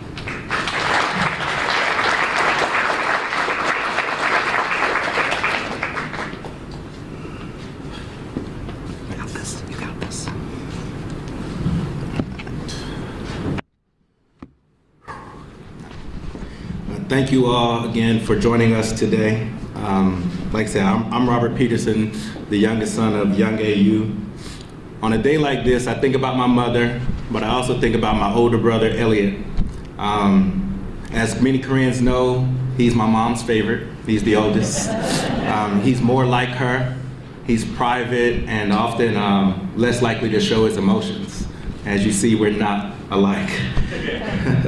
But I also would like to share my condolences with the other victims' families. I know your struggle and grief. I know the difficulty of today and of every day. 2 years later, and our pain has only deepened. Our heartache and sorrow palpable, but it has also strengthened our resolve and our commitment to service. The violence and hate Asian Americans face is real, and it continues to endanger our community. Again, my mother was robbed of her voice, of her liberty, and her life at 63. She was taken through violent expressions of hate and gun violence. Again, when a family member dies in public mass shootings, our family lose privacy to grieve alone. But we are wrapped today in your comfort in grieving together as a community. You know, before today, I prayed for confidence and inspiration to give to you today. But I often find that difficult when I myself feel hopeless, lonely, and powerless. But my mother came to me in a dream for the very first time recently. And it's not like you imagined, where you would recognize she's no longer here and you tell all the great things, but it was a very normal dream, and I'll share with you. We were at the casino. It was her, me, and my brother, and she was winning big playing poker. That was the game that I was teaching her how to play before she died. And she was showing me all her poker chips, and she was winning. So she said it was time for a dinner break. So of course I was excited, thinking we were gonna eat at one of the hotel restaurants and have a great steak dinner. But I was surprised, not really, that she had already prepared dinner. It was a fresh bowl of ramen noodles, cooked with the boiling hot water from the hotel coffee pot. I remember complaining, and then I walked out and went to go look for other options. And it was then that I woke up, and I realized then it was a dream. I remember rushing back into my bed, laying down for 2 hours, trying to dream again. I was looking for her to say I'm sorry, and I love her. But I couldn't go back to sleep. I couldn't dream, and I couldn't see her smiling again. I share that with you because I was like, what does that mean? That's not what I asked for. But first I realized she was letting me know she is gone, that she was having fun and she's okay. Mom will be pleased that I'm not alone, that I'm gathered here to collectively remember the lives lost, to share our stories nationwide, and that her story and legacy has brought us together. Rather than being outraged and consumed by rage, sadness, and feelings of defeat, she would want us to find happiness again. She would want us to continue living, to use her story to empower and uplift our people and the world. And that's why I'm committed. I'm committed to dedicating my living life to service of others, to those in our community to live selflessly by being connected across cultures and building a life forward with purpose. So I imagine today is the time to reimagine and redefine our narrative of who we are and what we stand for. Now is the time to come together as a community to grieve and to heal, but also to demonstrate our strength and our resilience. She would ask that we unite, that we reach across cultural aisles and stand in unison against hate, to demand safety and justice for our community and advocate for systemic changes from our leaders. We can reimagine and redefine what it means to be Asian in America. We can no longer be defined only as fresh off the boat as new immigrants, but rather ingrained and essential to the larger community and a big part of the American story. So I remember today to take it as an opportunity to recognize that despite our differences, despite our different experiences with racism, that we have a shared history of oppression and silence, but we have one of resilience and strength as well. That we share a similar goal of living free of bigotry and hate. That we all, like my mother, we just want to work. We want to go to the grocery store, the dance hall, ride the train, attend concerts and go to school and be within our own communities. but we want to do it safely, free of violence and hate. We can reimagine and redefine what they perceive about our communities, counter that narrative that we don't get along, or continuously be used as scapegoats, but realize that we have a shared history of collaboration and change that narrative. We can create a narrative of a new model minority, a model of minority communities in partnerships, a community coming together in strength, building in our shared history, our shared responsibility to our ancestors, our elders, and our children. I recognize today not only as the worst day of my life, but now as an opportunity to reimagine what a multiracial coalition looks like, that we are no longer struggling apart, but we are working and standing together in solidarity against injustices for all people. Her memory and the lives lost that day are always with us. She is now our ancestor. We must remember her life and the others and keep fighting, keep living, and now it's time for us to finish the job that she prepared us for. So I say to you, as we gather to mourn and remember that we are together, and ultimately history shows that we are stronger when we stand and collectively fight injustices together. I love you, Mama, and I now do this and work for you. Thank you.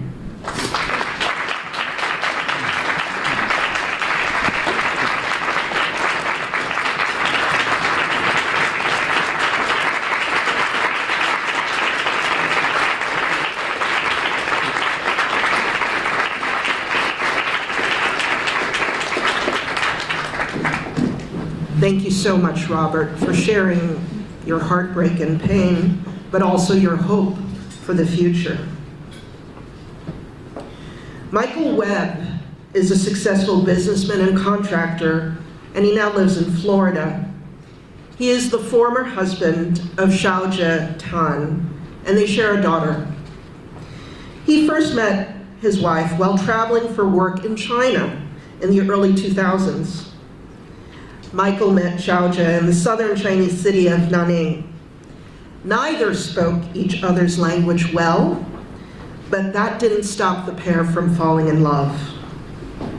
The couple was married in 2004, and although they ended up splitting up in 2012, they maintained a close and cordial relationship, especially for their daughter. Michael helped to remodel Xiaojie's spa business, Young's Asian Massage, during the pandemic. He recalled, she'd always say, "We family." Even when we get divorced, she'd say that, because that's how she was. Mike spoke powerfully this morning, advocating for gun safety at the Georgia Capitol. We'd like to welcome Michael Webb.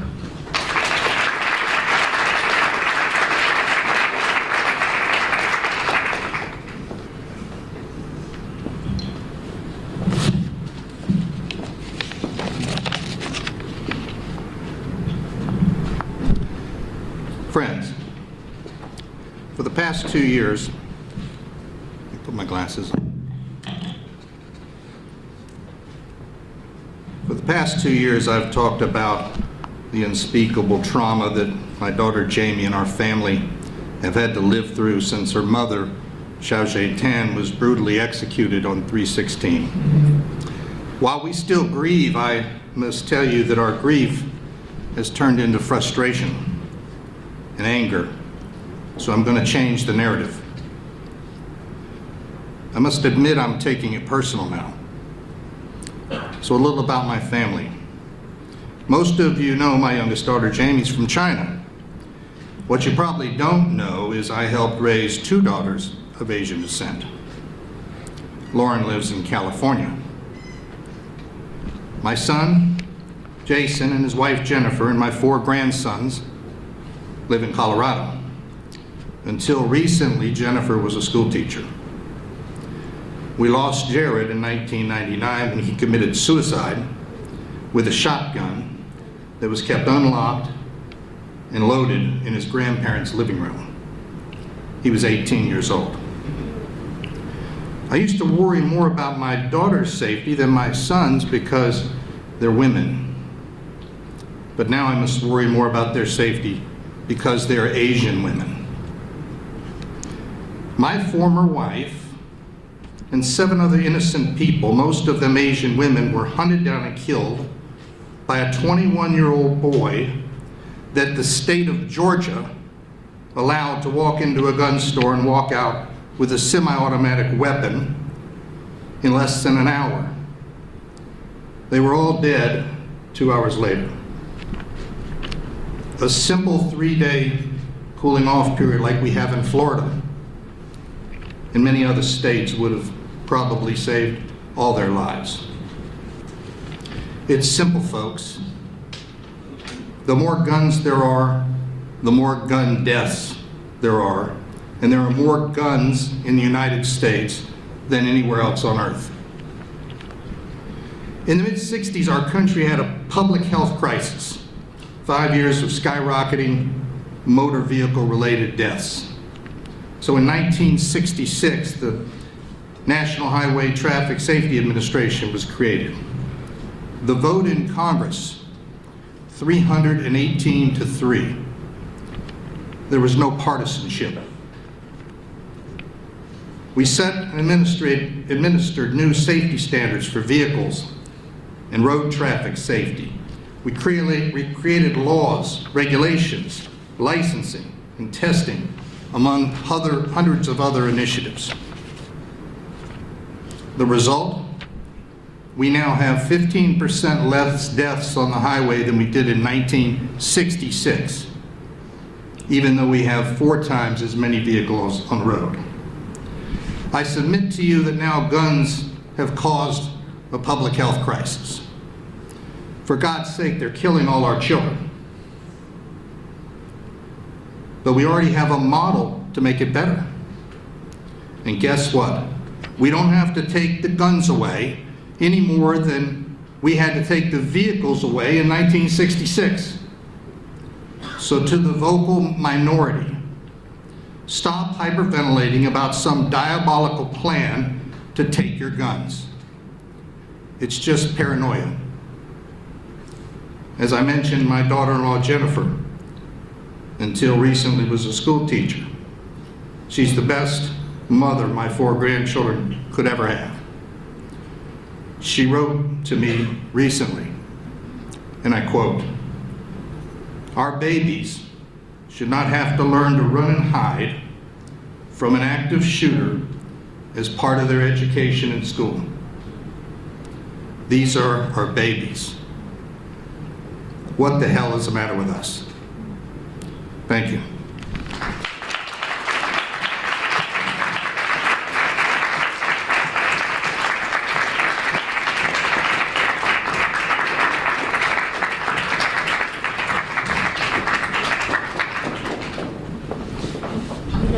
If we could have our audience members come in, we have some tables in the back.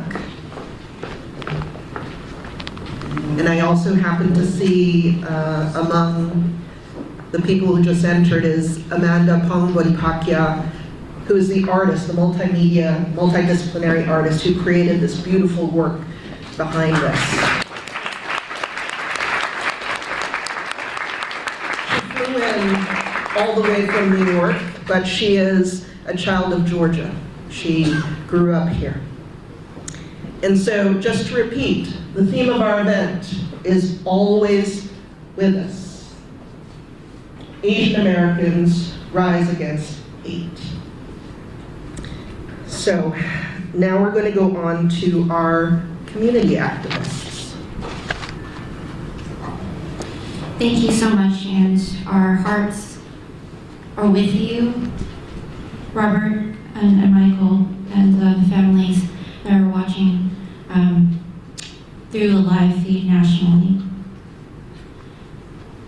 Just this week, the FBI released new hate crime statistics. They are horrifying, triggering, and I'm angry. Over a third of Asian Americans said they made changes in their daily schedule or routine over the previous year due to worrying about being threatened or attacked. Only 19% of them believe their local elected leaders were doing a very or somewhat good job dealing with violence against Asian Americans. Last year, on the 1-year anniversary of the Atlanta shootings, a survey conducted by AAPI data found that 16% of Asian American, 14% of Native Hawaiians and Pacific Islander adults had experienced a hate crime since the beginning of 2021. 14% and 16%. Proportions suggesting that nearly 3 million Asian American Pacific Islander adults had experienced a hate incident within about a year. 3 million. Let that sit in. And with these sobering statistics, we wanted to now introduce to you our AAPI community leaders and activists who've been working day in and day out in their respective networks and communities to share their insights, their stories, the work that they've been doing in this community to fight and to combat Asian hate. And so first, I would like to introduce Dr. Hyun An. She's a multi-award winning academic and professor of social studies education at Kennesaw State University, and she is definitely not new to this space.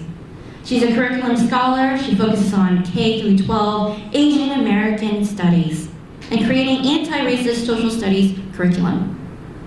She is actively involved in teacher professional development and curriculum, writing for teaching Asian American histories in K through 12 schools in Georgia and in other states. And among many other accolades, she's recognized with Distinguished Research Award from the American Educational Research Association on the education of Asian and Pacific Americans. So now I invite Dr. An to share her remarks and the work that she's been doing.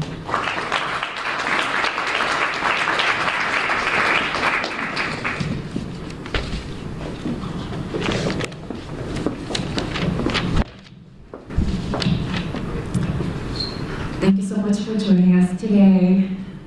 It's a blessing to be here with you all for collective grieving and healing. Like many of us in this room, I was beyond horrified to hear the news of Atlanta's shooting on that day. Although I was devastated, I wasn't surprised because since the beginning of the pandemic, I've seen one case after another where Asian Americans were blamed for COVID-19 pandemic. As a history education scholar, I know this is not the first time when Asian Americans were blamed for public health crisis. Back in the day, 1880s, Chinese immigrants were bullied, Chinese immigrants were harassed and killed because of the bubonic plague. And it continues. And also, this is not the first time history shows that people of color in general, the new immigrants in general, were blamed for disease outbreak, various disease outbreak. So I wasn't surprised, but I was frustrated to see this ugly history repeats on the day 2 years ago. As an education scholar, I can say that poor education is the problem. That means good education is the solution. If we really want to stop anti-Asian hate and violence, we cannot continue to exclude and misrepresent Asian Americans in our school curriculum. So recently, from my anger after the Atlanta shooting, I embarked on new research. So I collected all 50 states K-12 U.S. history curriculum standard and analyzed with my research question what we as a nation are teaching about Asian Americans to our nation's children. One of the findings, as you might guess, among the 50 states, 18 states has 0 Asian American history content. Most of the states include just 1 or 2 events, typically the Japanese American incarceration during World War II and the Chinese Exclusion Act of 1882. As you might know, right, these 2 events barely covers the diversity, complexity, and the richness of Asian Americans in U.S. history. Furthermore, these 2 events actually send the wrong message to our nation's children that Asian Americans are either the victim of the Asian Americans actually the victim of the native racism, or the Asian Americans are the enemy of the state. So I am wondering, what if our school, particularly in Georgia, have taught the long history of Asian migration to this nation, Asian Americans' long struggle of racism and white supremacy, and also Asian Americans' contribution to our racial justice. If then, maybe, just maybe, then 21-year-old white man, Aaron Long, might not have committed this tragic murder because he must have learned about the humanity of Asian immigrant women through his education in Georgia public school. Indeed, what we teach at school really matters. It's not an academic debate, it's a life and death issue. If our school curriculum teach Asian American history as well as the history of indigenous, Black, and other marginalized groups, our children will grow up with a better understanding of what it means to be American and who belongs to this country. It is truly inspiring that many states, including Illinois, New Jersey, and Connecticut, are now mandating teaching Asian American history in their K-12 public school.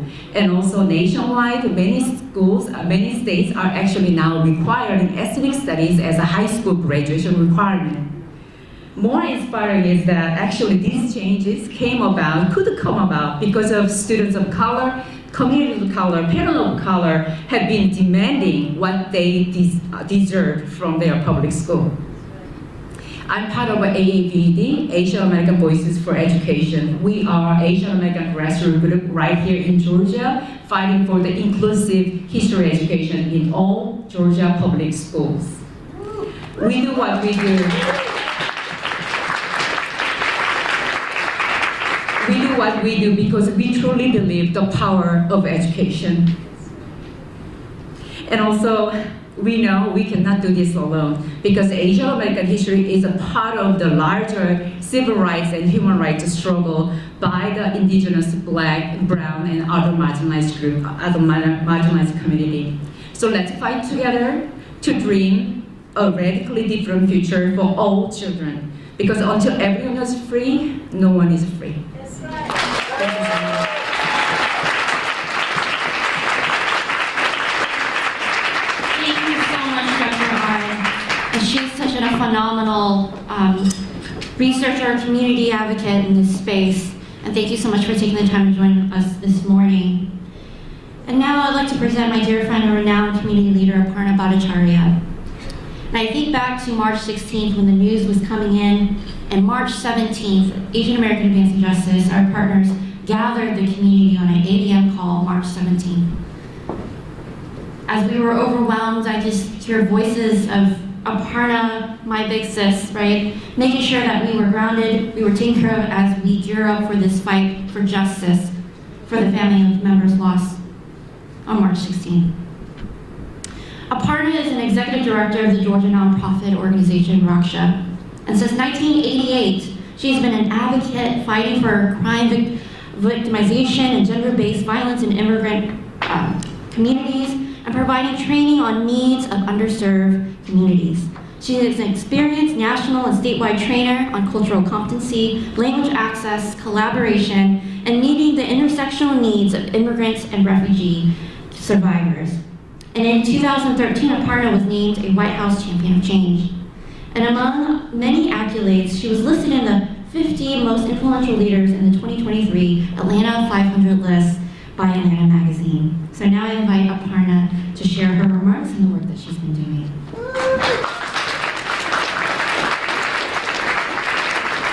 Thank you, Victoria. Thank you for the leadership. Thank you for having me here. What a gift it is to be with you on a day where our hearts are hurting and we are missing the wonderful individuals that are part of our lives, and we're learning about these individuals from their family members. We get to know them and they live on in our hearts because of their family members that continue to be with us.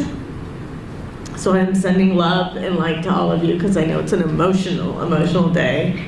But I'm also here to remind you that as we do the work in addressing Asian hate, that we always look at intersectionalities, that we cross-connect against among our communities. We cannot ignore that this act of violence was linked to violence against women, gender-based violence, and that is something that we have to intersect and think about every day. So as we're fighting to make sure anti-Asian hate is not happening? Are we supporting stalking laws? Are we working for confidentiality for survivors so that their addresses aren't given away? Are we working to make sure that we are getting information and resources in our languages and in a way that meets our literacy needs? I was hoping that the changes that I would see with that, like, we would have things in our language so we would know the resources, so we could access housing resources, not just law enforcement, right? But that we could get social services. So as you're providing rent assistance for survivors, how do you know about it? Oh, well, we have all this in all these languages. You go into that portal and it's not in our languages. We get this false rhetoric of people meeting our needs and showing up for their communities, and they're not. We all should have access to shelter. We should all have access to safety. We should have access to courts. And we should not have to go through extra hoops just because we don't speak English. And that is the barrier that we face every day. You can pass that law. We've got a federal law that says we have access to interpreters. But how are we holding our law enforcement agencies, our social service agencies, our counties accountable to making sure they are meeting the language needs of our community? Because we can't access resources if we don't know they exist. So we have to be interconnected, and we have to fight for the dignity of every individual in our community. As we speak, there are laws that are impacting trans youth in our community. And the dignity of someone just based on how they identify, what their race is, we need to fight for the dignity of every one of them. And so we have to work across our communities and know the dignity of each and every one of us. I hate that these community members who are the trolls and all that feel like we're expendable, that we're not important enough. And they can troll and leave horrible voice messages saying things like, oh, why do you care more about whatever you want to call our communities, right? And the women in our communities. And the reality is we are valuable, we are precious. Our lives are valuable and just as valuable as yours. And so please create pathways, take those barriers away as opposed to giving us lip service. Part of our work has been fighting for language access. You can pass that law. Our state has a lovely language access guide that helps you identify a language. Now let's put the dollars behind making sure those interpreters are there. There's already training happening. So pass the laws, great, but where are you holding communities accountable? Where are you making sure it's happening? Because the laws are there already. I want to leave you in saying let's continue to be active in our communities, let's continue to look at intersectionalities, but I want to leave you with the words of my friend Deepa Iyer. She just wrote a book on social movements, and this has been an emotional week for us. We're telling stories, we're remembering, we're grieving, and it's painful. And yet we still show up in community, and we're all crying, we're all hurting, right? And we still show up. And I think this quote in her book kind of helped me sit through it. Why do we continue to show up? Especially when the powers that be and the systems disappoint us. Our belief in the promise of social change through connections with another is why we keep trying after feeling disappointment. Why we keep returning after grieving. Why we keep fighting after resting. Is why we keep building after systems fail, over and over again, I'm adding that in. Why we keep loving even when we are experiencing heartbreak. It's why we take actions that embody solidarity, resistance, and hope. It's why we infuse our efforts with joy, passion, affirmation, and healing. We intuitively know that something better is blooming, growing, emerging, and we want to be part of that momentum, that stream, and that journey. I thank you for being the community with which I heal in, and I hope that we continue to bring each other healing through very, very tough moments. Thank you.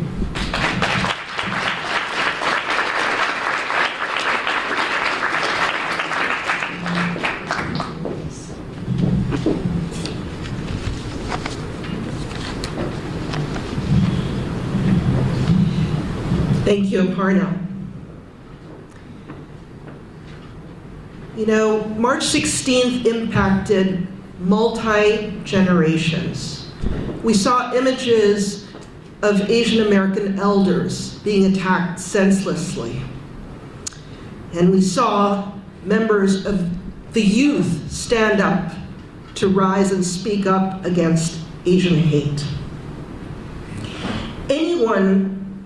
Anybody who is anyone in the first generation Korean community knows our next speaker, Kuk-ja Lee. She has lived in Atlanta for over 50 years. She has worked tirelessly as a volunteer, officer, and community leader within the Korean American Association of Greater Atlanta. She is also a well-known business owner, longtime entrepreneur, and philanthropist. We are incredibly lucky to have her, and she is so brave to appear. She speaks on behalf of our elder generation. Kuk-ja Lee.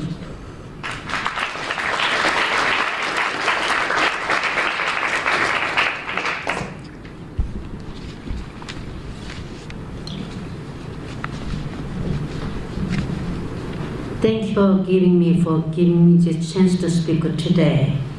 I'm Kuk-ja Lee, and I have lived and worked in Atlanta since 1971. I was asked to speak today to be the voice of a Korean elder who has lived, worked, and volunteered in the Korean community of Atlanta over the 50 years. I guess people now call me an elder.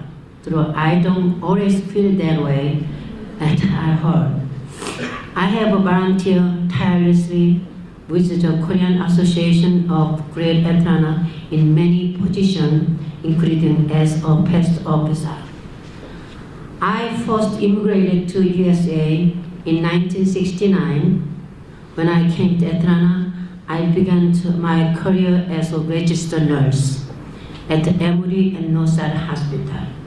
My first job in America was heal others. I served as a nurse for over 15 years. I eventually left nursing, and my second career was to becoming business owner. Over the year, my family and I started and ran for plant nursery, landscaping, hardware store, flower shop, and now I'm handling funeral services, which is where is written my first job. You see, this is also rural that care for and heal others in their times of greatest grief and sorrow. On March 16, 2021, when our community heard that a gunman shot or killed 8 people, including 6 Asian women. The tragedy was news spread through the work community instantly. Sorry. It caused great fear, anxiety, anger, and sadness. What hurt especially was when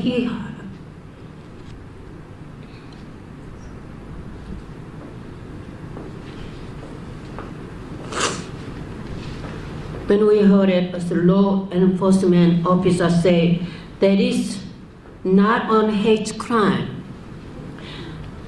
That to me was impossible to believe it. That man drove 45 minutes all the way from Cherokee County to the Bucket, Atlanta. He didn't target just any spot. There was many spots that the European or run by other community. No. He especially targeted Asian owner businessmen. And he killed those Korean and Chinese women who looks like me. He killed them because of who they were. Asian women working such a vulnerable job. As we learn over the time, many of those women who died were middle-aged and elderly. 2 of them were only 50. 2 were in the 60s. And the eldest one, Sun Jong Park, was 74, just like me. I'm little over than 74. I had the very, very sad task of helping some of the March 16 family bury their funeral services. It really hit so hard because those of